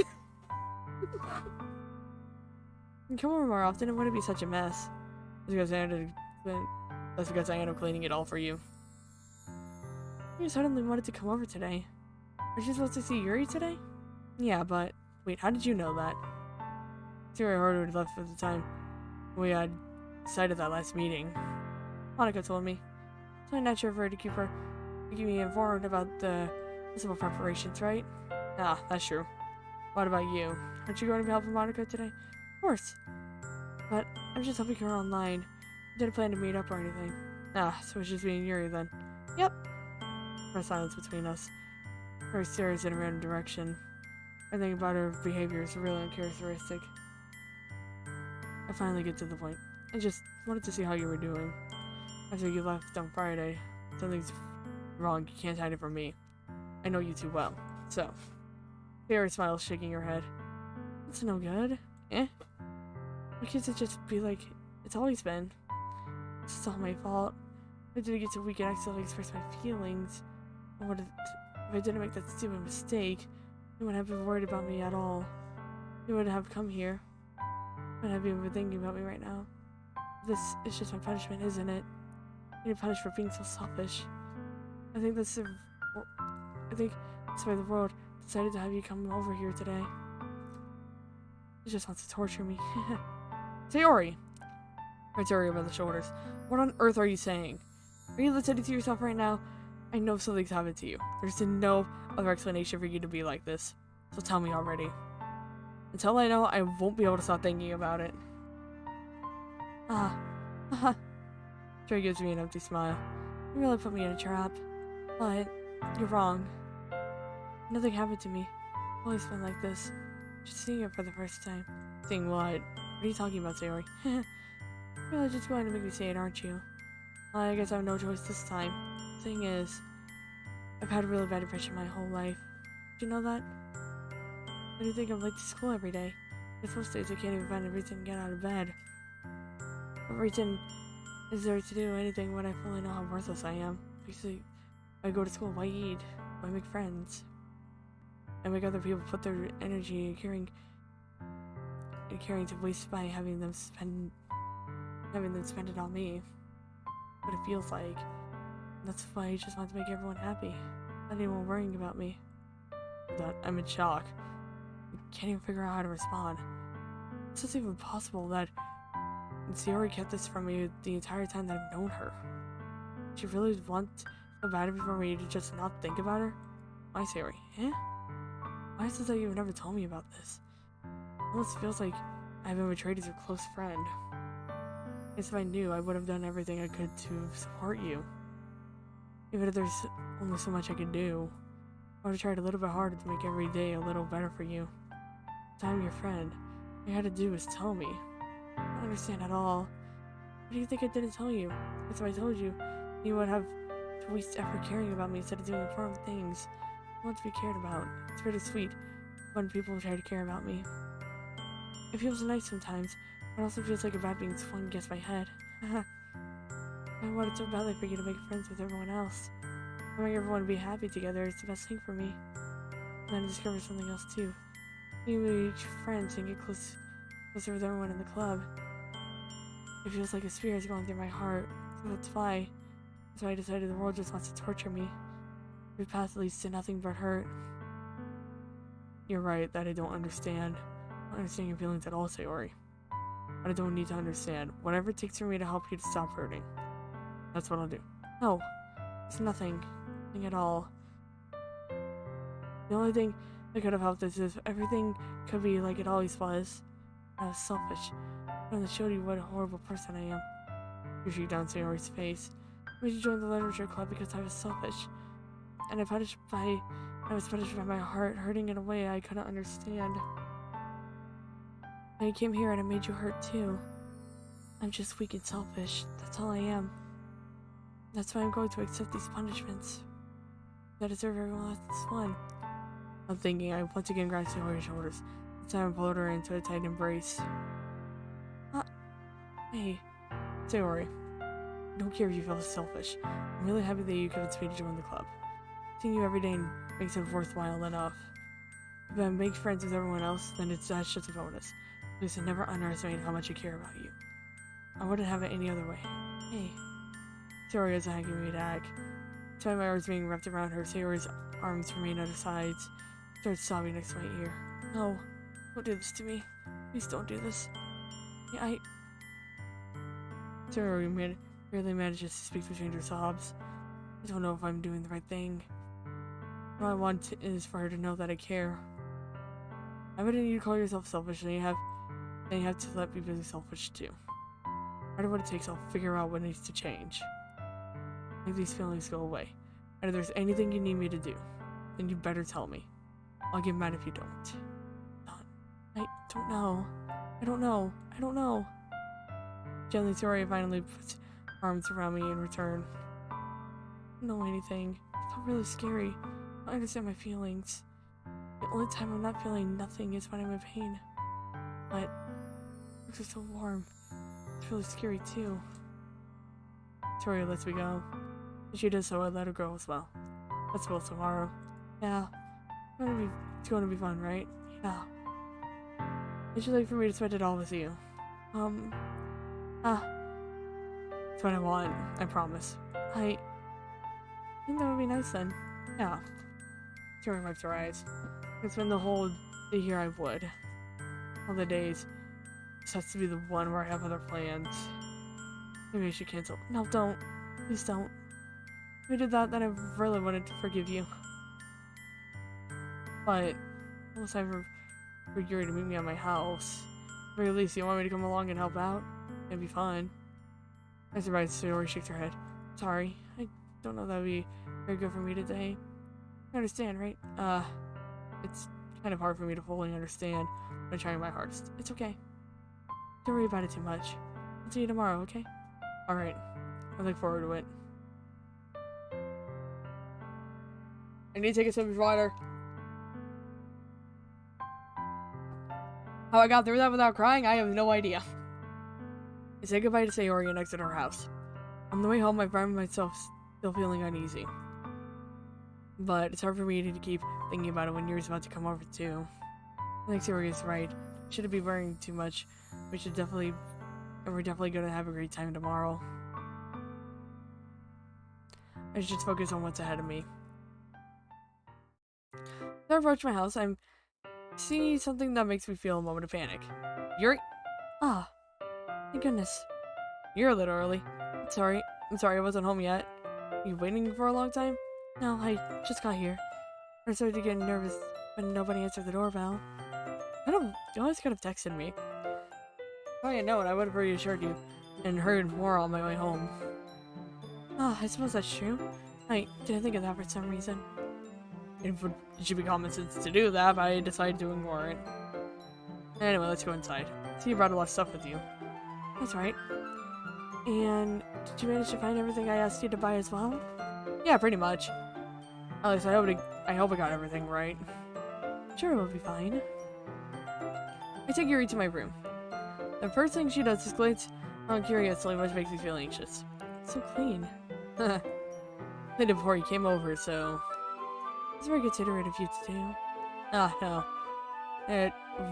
I would be really embarrassed for our room to be a mess while you were here.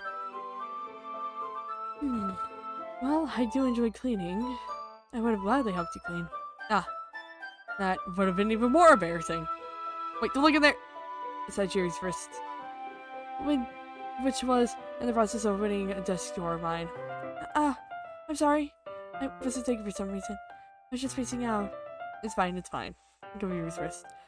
Puts both her hands firmly in her lap as if making sure to keep track of them. So, should we get started? Ah, yes. I have a few things that you could help with.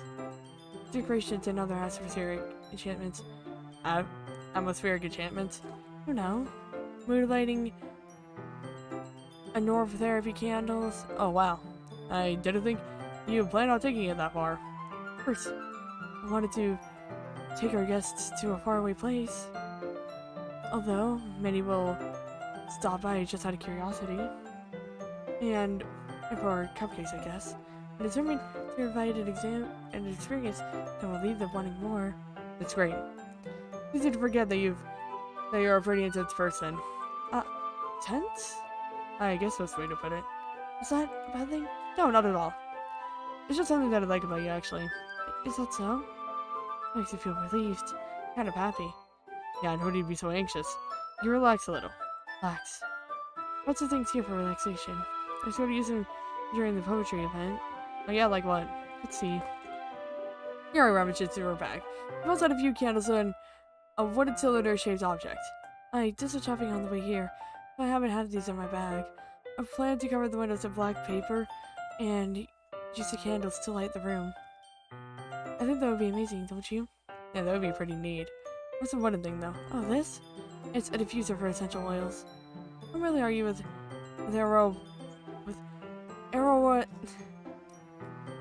aromatherapy?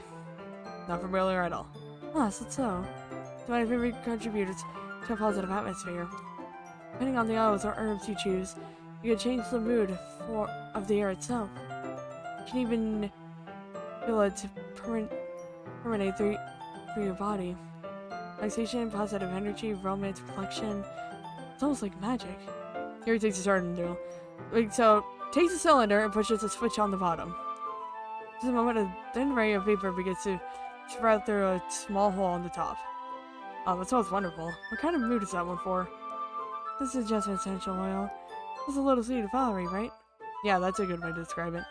I just jasper for the event because it provides more than relaxation. Because when it enhances your emotions, it helps you feel the flow through your body. You feel warmer and your heart pounds more heavily. Don't you think that would be perfect for sharing our poems? It does sound suitable. You seem to know a lot about this, so I'll trust your opinion with anything. Here's all the gentle Clary enjoying herself. She again reaches into the bag and pulls out several spoonfuls of thin ribbon. What are those for? Well, these ribbons the origami paper I asked you to get? Yeah, I have it over here. I won't be using the paper for folding origami.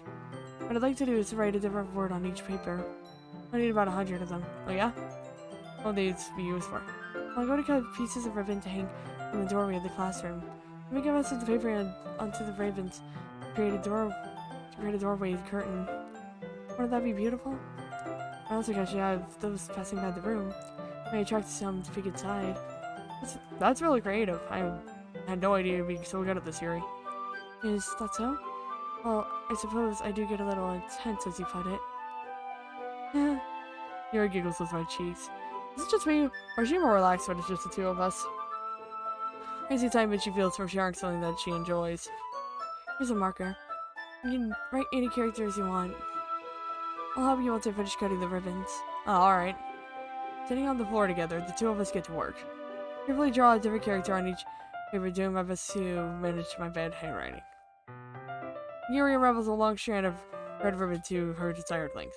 Then she reaches into her bag once more and pulls out a pocket knife. The knife is strangely beautiful. The silver handle has an intricate pattern of waves etched into it. The blade itself is gently tinted blue. That's no ordinary pocket knife. It looks really fancy. Well... Embarrassed, Yuri looks away. What is it? I'm going to think it's weird. Yuri, whatever it is, I have no reason to judge. To each your own, you know? If you promise that you won't be weirded out. Yeah, I promise. Alright. The thing is, I'm kind of into knives. They're just so pretty. I can't help it. I don't know what it is. Combination of craftsmanship and the feeling of danger, maybe. Oh, what am I saying? Do something weird for this? You're laughing at me. No, I'm not laughing at you. It's just funny how nervous you get about sharing.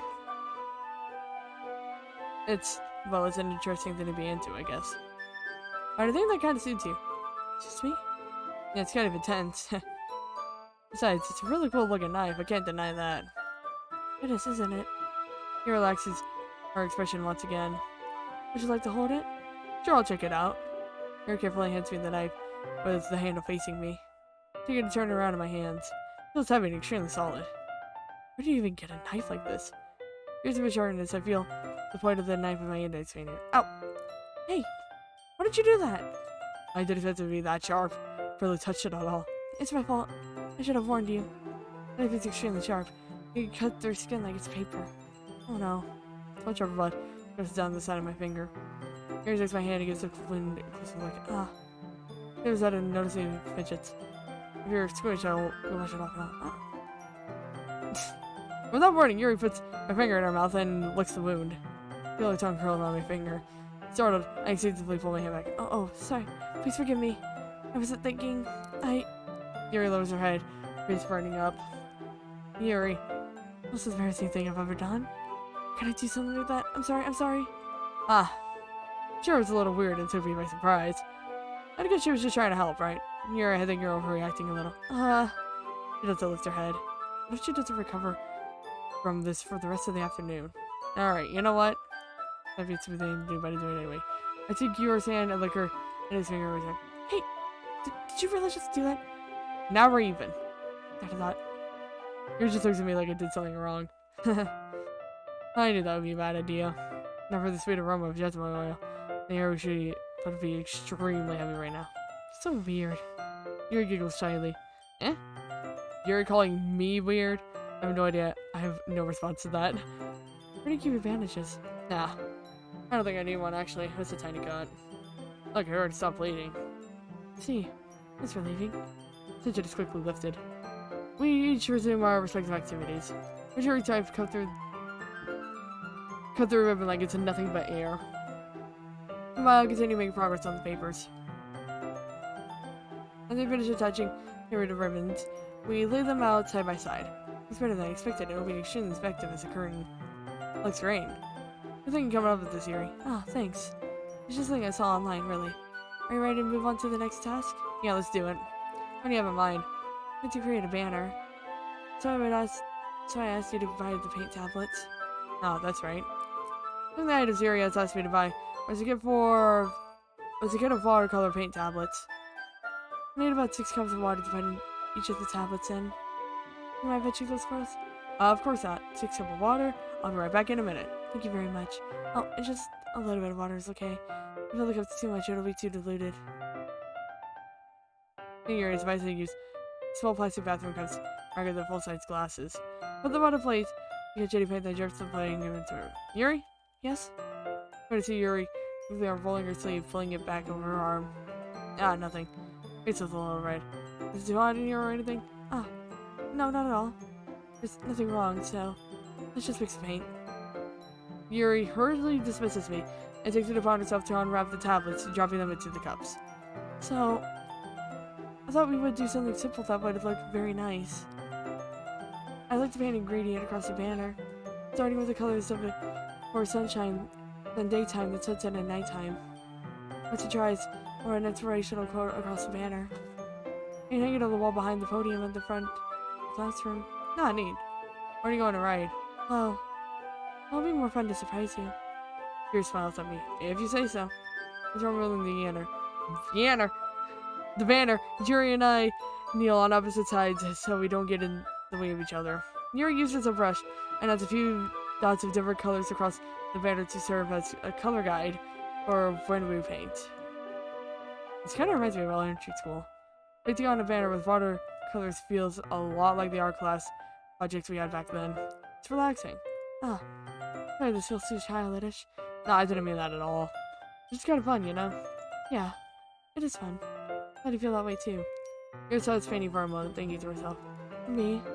I don't need to go out and do crazy things to have fun. In fact, I usually don't even want to. I just like when I get to spend time with one other person. Even if it's something simple like reading, it doesn't matter if we don't talk much. Just having a friend next to me makes me think. Just having a friend next to me makes things feel a little bit nicer. I think that's all it takes for me to be happy. Is that so? Even if Yuri and I are quite different, I can understand where she's coming from. I feel the way about that. I feel that way about things like anime and games. Where simply sharing the experience with someone can make me happy. I think I feel the same way. Yuri smiles gently. I knew you'd understand. Yuri leans over the banner to grab an unused paintbrush. Running at the same time causing my head to bump into hers. Yeah! Sorry. Yuri reels back, and I quickly move my hands over his eyes. Are you hurt? No, I'm not hurt. It just startled me, that's all. Sorry, I should have asked you to get it for me. It's not your fault. Ah, your face. I dropped lots of paint on Yuri's face and neck. Is there something on my face? Yeah, I accidentally got some paint on you. Sorry, it's totally my fault. I'll get a towel right away. Or shot if I just small towel, and then I dip it in with hot water. I turn my room and kneel back down in front of her. Here. Pat Yuri's face and neck down, and neck with the towel. Ah, there's something wrong. It's hot. I just didn't expect it. Sorry. I didn't want to use cold water. When I finished, I start to retract my hand. Yuri suddenly holds her wrist. Wait. Eh? Just for a little longer. Feels really nice. Ah. I keep my hand still against Yuri's neck. She looks into my eyes. It's a tense expression that I recognize from when she reads her books. As if she's lost at a daze, enveloped by her own thoughts. She reads it gently, half through her slightly parted lips. What is happening? Is the aroma of the jet oil giving me this dizzy feeling? Yuri gentle fingers wrapped around my wrist, send a tingling sensation through my arm. Suddenly her face seemed much closer to mine than it was just a moment ago. Oh. Yuri slowly floats away. Sorry. I'm feeling a little lightheaded today. I didn't mean to space out. It's fine. Hello! Hello, Sky! Unfortunately, I'm gonna have to wrap this up somewhat soon, though. But glad he can make it. Yes. The moment is over as soon as it began. Yuri picks up her brush again. But her movement seems clumsier, like she's unable to focus. I remain silent, forced to ignore the event that just transpired. I accidentally retrieve my own brush and continue following Yuri's example. That should do. Okay. Gonna take a quick drink of water, everyone. I don't even have to do this much reading in freaking English class.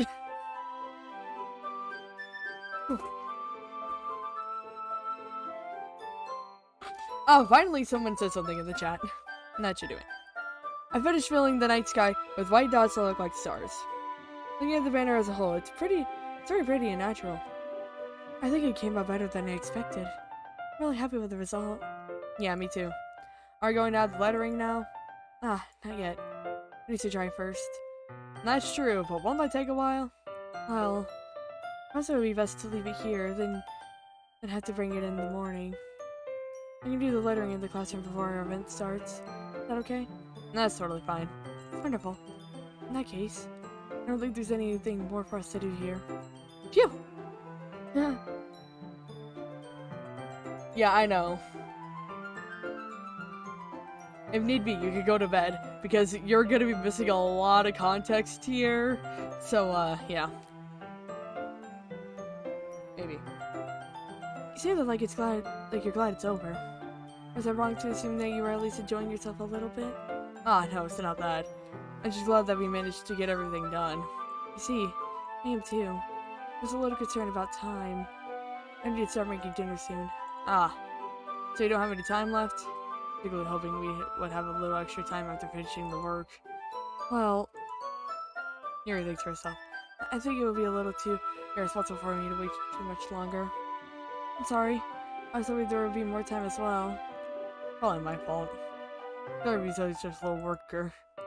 No, it's not your fault at all, and the important thing is that we got everything done eventually, right? Yeah.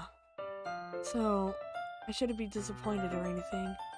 Gathering all our things, Yuri seems to look a little downcast. I understand why. It sounded like she really gets the opportunity to spend time with friends in a relaxed environment. But it doesn't mean that this is the last time it can happen. As Yuri packs up, I walk out to the front door. Thank you so much for having me today. No problem, I'm glad I was able to help. But, just let me know if there's anything else you need me to bring tomorrow. I will. Well then, Yuri fidgets. I guess I'll see you tomorrow. Wait. I gotta say that without thinking. Not today. Sorry if we didn't have as much time as we wanted. Because we could do this again. Whenever you want, you can come over or we could go out somewhere. Ah, I forgot you don't like going out much. I stumble over my words. Yuri simply smiles bashfully. Anyway. You're too young to have a boyfriend. Mom! I will throw something at you if you interrupt one more time. Okay, as I was saying. You know what I'm trying to say, so. You're very thoughtful. Yuri takes a step closer to me, then briefly squeezes my hand. I kind of like that about you. Well, how am I supposed to respond to that? But I don't want to be getting a chance to as Yuri suddenly pulls back. Sayori? Eh? Ah. Hi. Sayori! No, we weren't.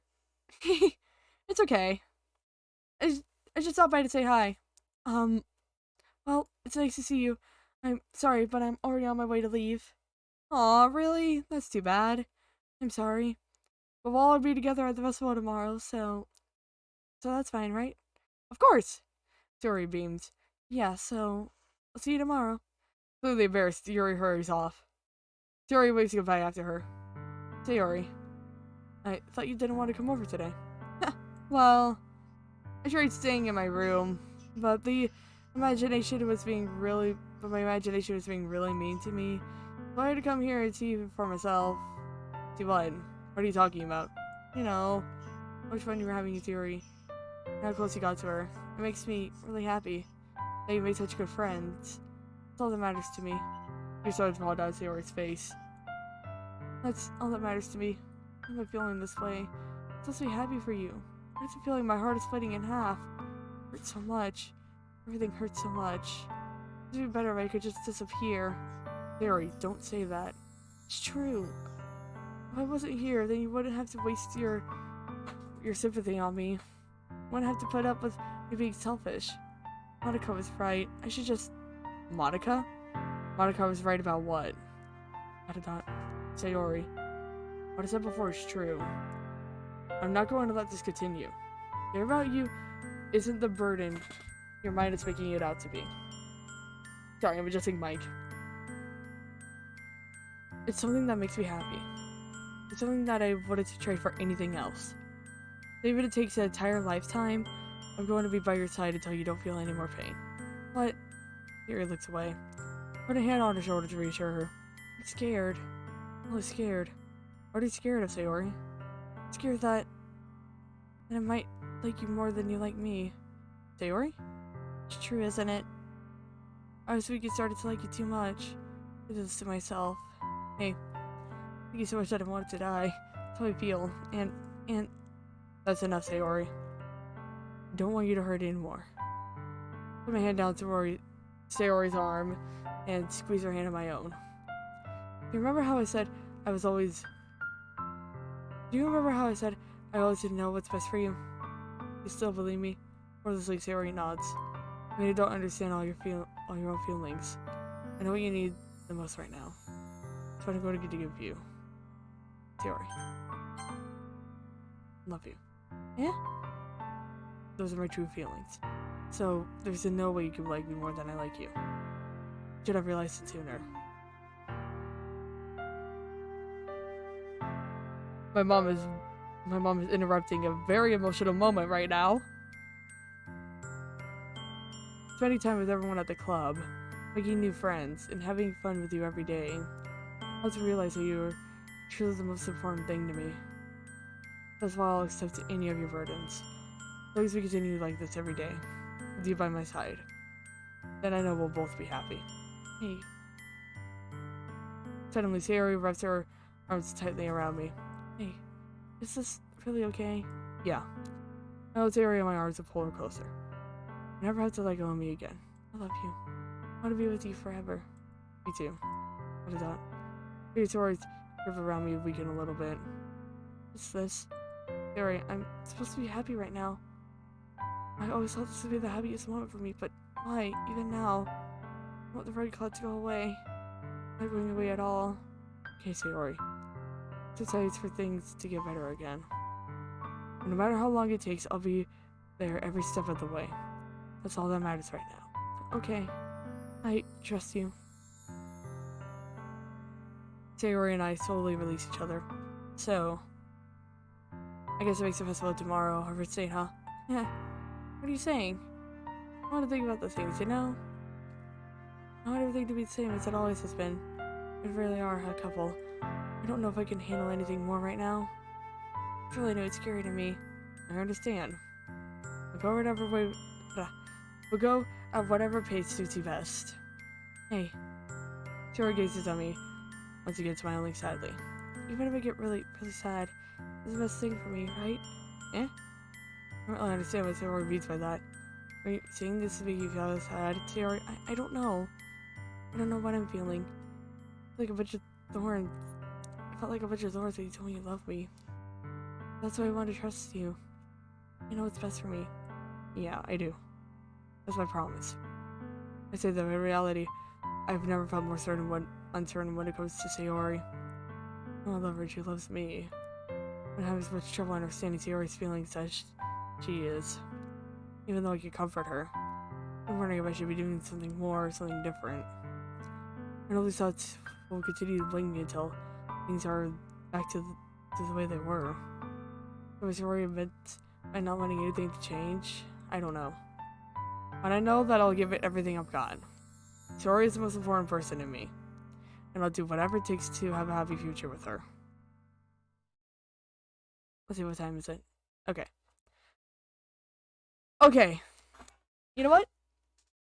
Hate to do this to everyone, but I'm gonna go ahead and leave the stream off here. It is incredibly late. But, I'm leaving it off right before the festival. To go break up with her? No.